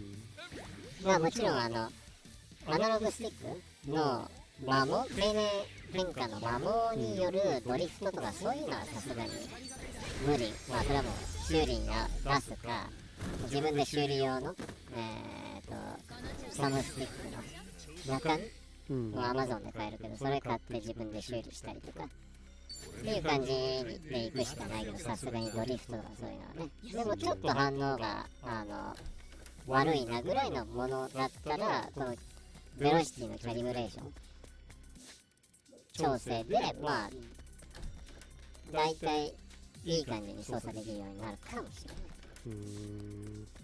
面白いよね、ちょっと。そうだね。であとはまあアップデートその3、マイゲームとアプリ、まあ Xbox 本体の中のマイゲームとアプリの全ゲームアプリのところあるじゃん。あそこを細かくフィルタリングできるようになったらしい。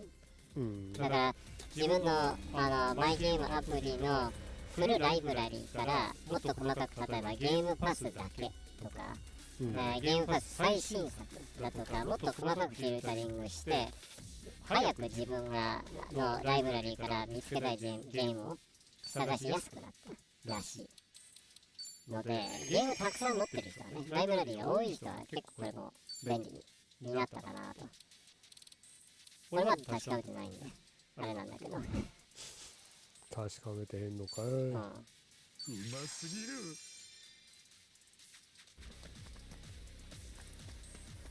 お、いいもん見っけ。ということがあったりね。あと、最近本体アップデートの影響なのかわからないけど、マイリストが消えた人がいっぱいいるんだよ、 Xbox の。マイリストって言っても欲しいものリストね。あれね。欲しいものリストが消えた人がいっぱいいるんだけど、世界中で。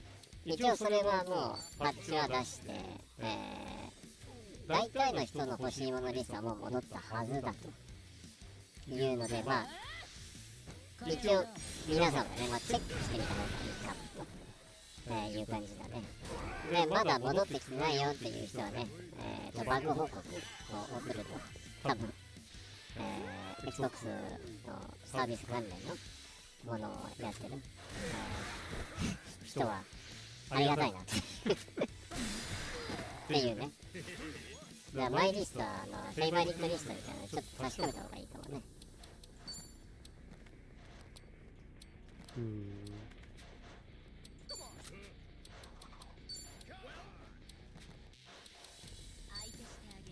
あとは何かな、まあ、同じ Xbox 関連で言うと、一応海外のね、テックメディアサイトだったかな、エクスキューターっていうところがあるんだけど、そこが出した記事によると、マイクロソフトがね、6月から7月にかけて、光学ディスクドライブなしの、Xbox シリーズを発売するらしいんだけど、これがね、白本体になると。つまりデジタル版のシリーズ Xが発売されるらしいんだよね。6月、7月あたりにね。白本体ちょっと欲しいよね。そうだね。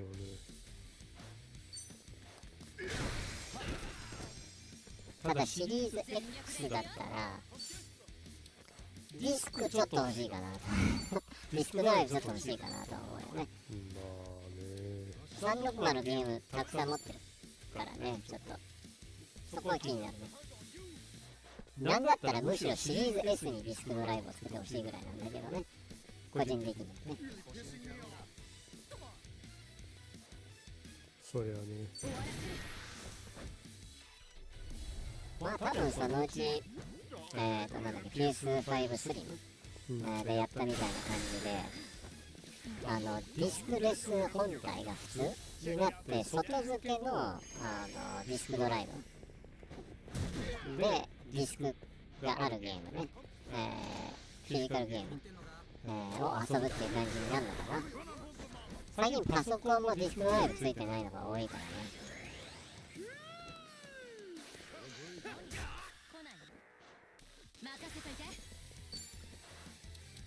ねえ、光学メディア読み取れない、のがほとんどだからね。わざわざつけてくださいっていうオプションでつけないといけなかったりするからね、最近は。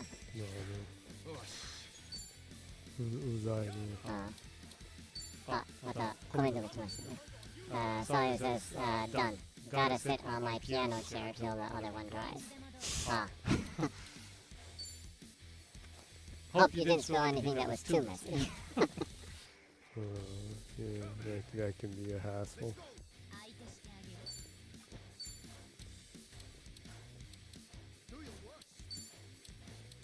Really pissing me off. ほらよ。ありがとう。いいか。何？来ない？黙らせてやる。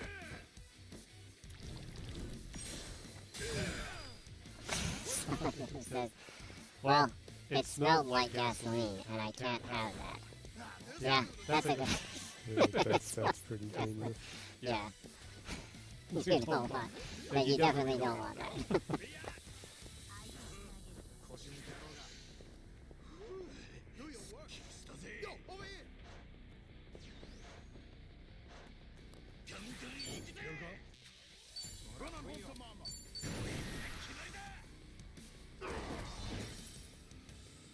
どんどこレーザー見せてあげればよかったね。全力で行くよ。No, yep. I know it's a manly smell supposedly, but no thanks. Yeah. Yeah, it's kind of weird to me. You know, there's like this. I don't know. I think like, at least from what I hear, apparently a lot of people like the smell of gasoline, but I've never liked the smell of gasoline. It's weird to me. Like, some people work at gasoline stations, like, because they like how gasoline smells. I don't get that. I really don't like the smell of gasoline.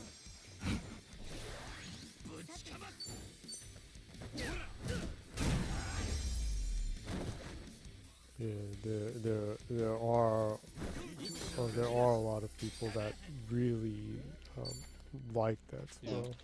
Yeah, Sawyer says, I loved it when I was a kid, but nowadays I'll leave it to the initial D characters. Yeah. I'm sure all of them reek of gasoline all the time.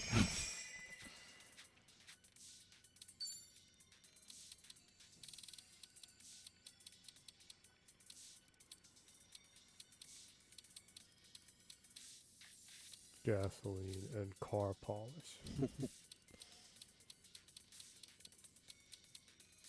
They're drifting all the time, so I assume they also smell a lot like burned rubber too.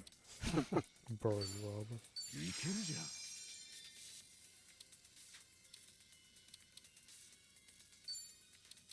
いいね。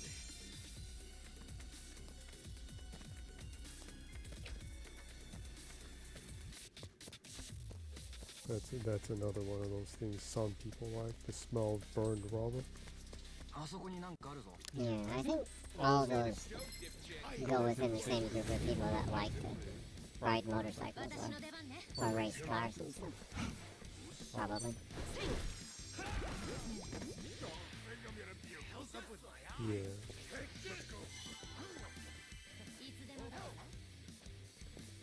ほら来いよ。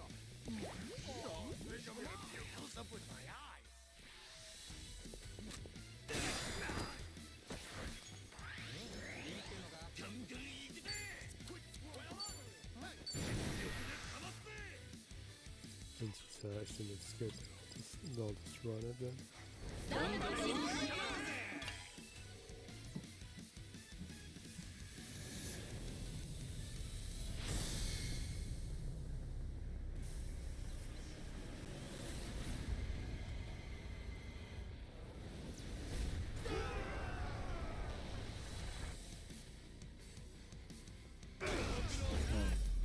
The magic in this game is great.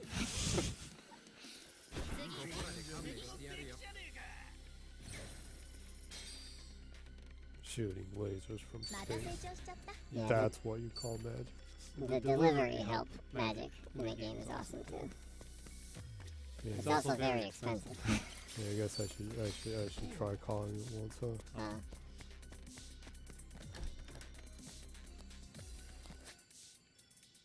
That's actually one interesting way to not have people spam overpowered stuff in games, that it uses so much of your money. Yeah. That is a pretty good idea. よーし。ビビってんのか。はあ。これはどう？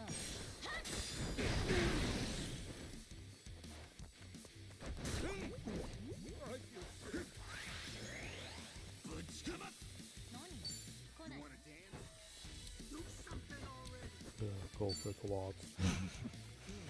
Nancy and, what was the shell crab's name?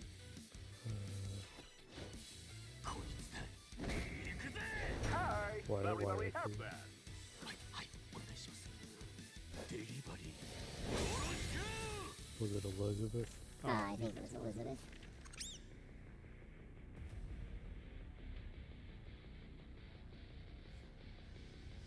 There's some person that works at RGG Studios that is just like so good at doing 3D models of animals and like sea life. Yeah. In general. Always has bizarre attention to detail in sea life in the game. Yeah.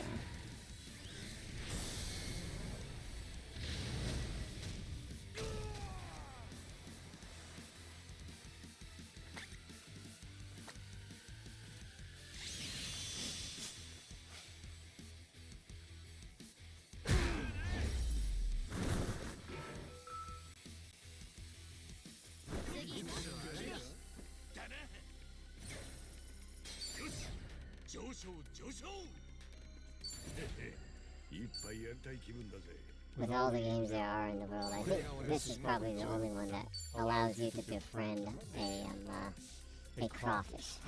Yeah.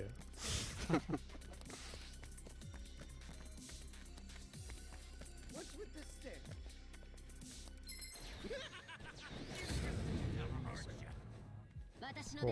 this, can you have crawfish as a buddy? Yeah. I've been blinded.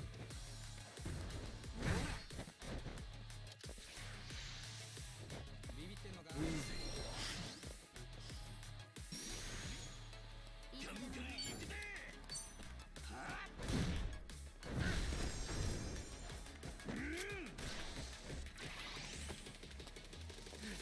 I've been blinded.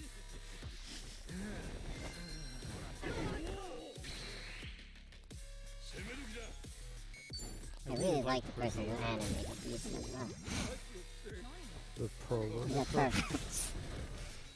They do these really silly little dances in their high heels and stuff every once in a while when they cast magic.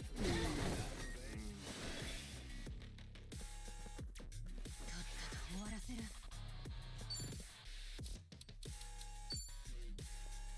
ビビってんのか。はあ。一息つきましょう。よっと。ありがとうよ。い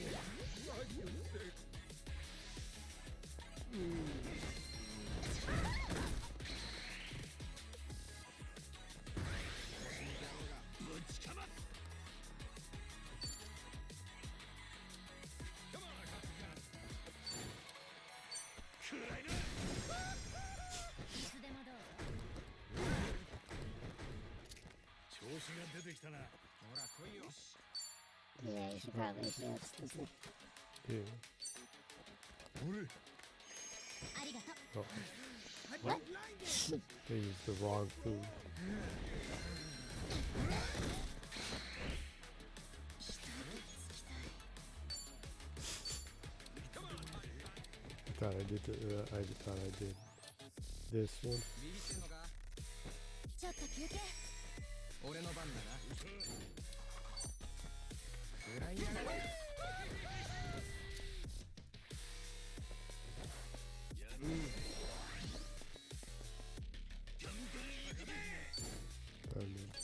Whack from the bottom. Darkness engulfs me.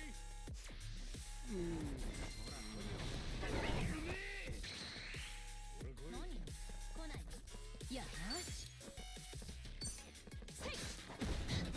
いや。攻める気だ。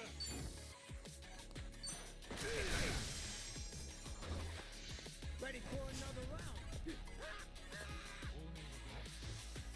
You haven't got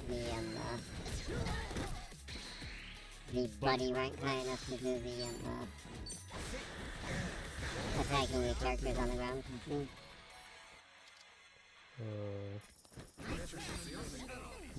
Not all of them will exactly would.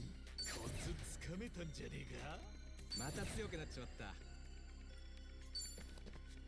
よし。 So it says, is this one a turn-based thing? Yes. Like Yakuza Like a Dragon 8 Infinite Wealth and Yakuza Like a Dragon 7 are both turn-based RPGs. Yeah. It's one of the few games that actually changed genre in middle. Yeah. Up to 6, the Yakuza series is an action RPG, I guess. From 7, well 7 and 8 specifically are turn-based RPGs. But they're really interesting. They're really interactive turn-based RPGs. Yeah. It's not as much about as like strategy per se for like building like putting magic on magic and things like that, but it's more strategy in real time of making sure you position the characters in a way that the other characters can help assist on attacking enemies. Yeah. And it's a really interesting mix of interactive and turn-based. And so it's okay. Yeah, so it's turn-based, but it's probably fairly easy to get into for people that aren't like crazy about turn-based RPGs, maybe. Yeah. Yeah, it's pretty heavy in the action, but still turn-based.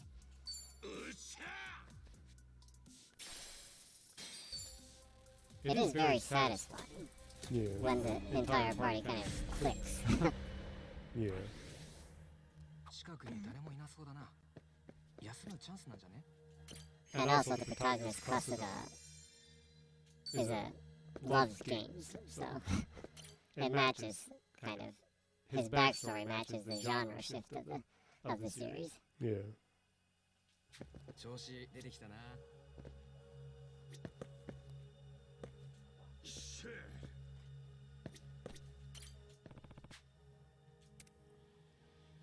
And the enemies are wacky. Yeah. Basically, people assume that Kasuga is an undiagnosed schizophrenic because the enemies that look like monsters are just his imagination. Well, they're real people, but they actually don't look like that. That's why hence they changed how they look when you enter a battle. Which is kind of interesting. I wouldn't be surprised if Kasuga is an undiagnosed schizophrenic.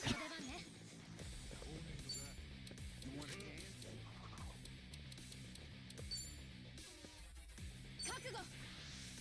これはどう？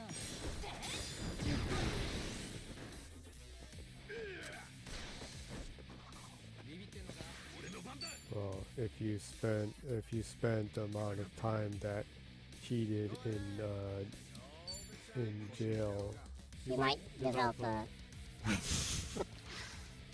in a sense, I guess maybe in his case he probably has, his imagination is too good. Maybe. yeah.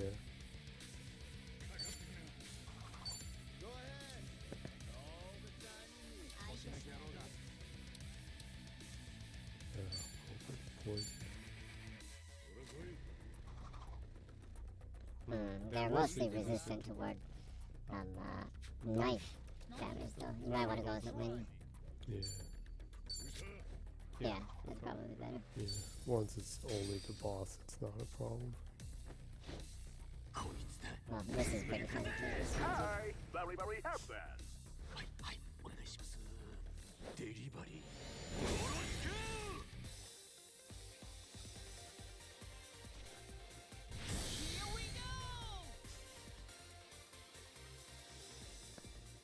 By the way, this dude is a parody of an actual musician in Japan too. He has a famous promotional video where he's dancing in wind that is way too strong. In the middle of the ocean. Yeah.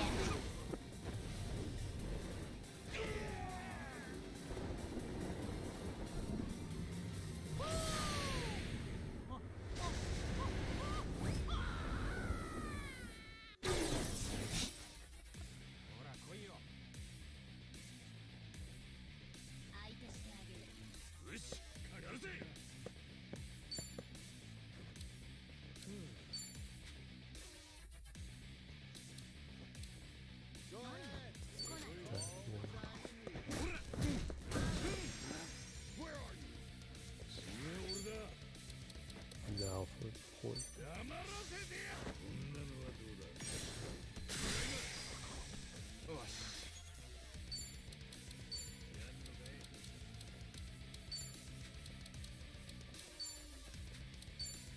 Right. Wait on the blade. 行くぜ。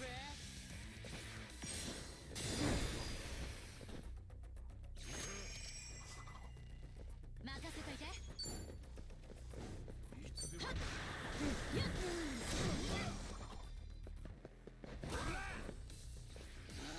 Where are you? Get your ass over here.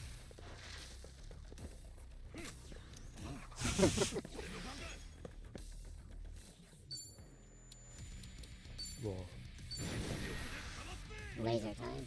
laser time. Space laser time. はあ。任務。分身の術。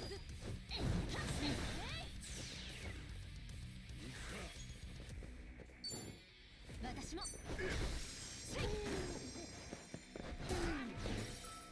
ビビってんのか？俺の番だな。やるか？ はっ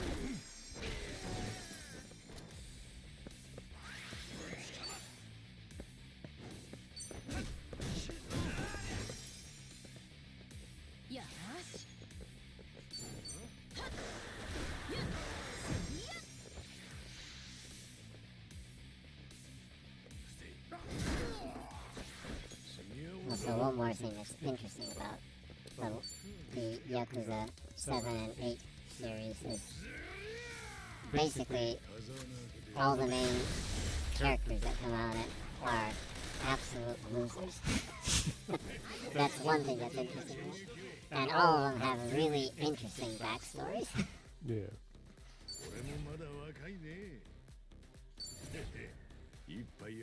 Well, they're losers in a good In a sense. good sense, not in a bad sense. これが俺の真骨頂よ。吸収が早いのよね。 They're people that got stifled from Yeah. society.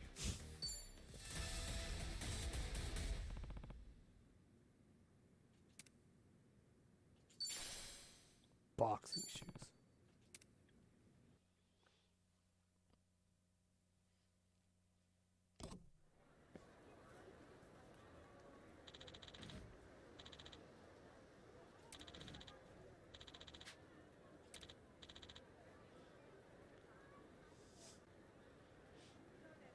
Also, this character's backstory is interesting. The original version comes out in 6, but you learn a lot about the Japanese mascot character. The Yurukara phenomenon. Yeah, that took Japanese prefectures by storm. Sawyer, yeah. Sawyer says, can you please tell me what totsugeki means? Something like charge or advance? Yeah, Correct. That is exactly right. Exactly. Totsugeki means charge. That's the exact meaning. Yeah. Good guess.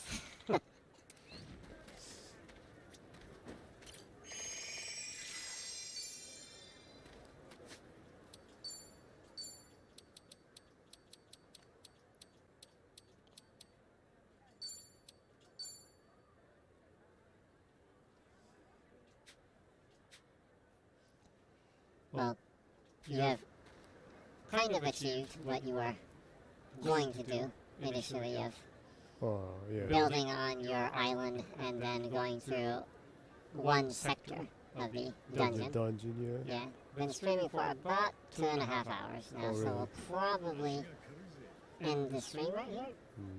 Yeah, probably should not overdo my. Sawyer says about the Totsugeki thing. Sawyer says, okay, because I've been hearing it a lot in a lot of games lately. Yeah.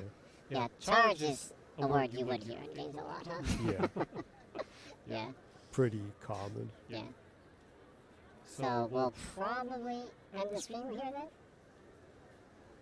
What do you think, Jenny? Well, I guess. Okay. Yeah. Well, it was コンディションだ。 delightful Yeah. to hear from Sawyer again. It's Nice to hear you're doing well. yeah. And it's always fun having a conversation with you. どうかしたの？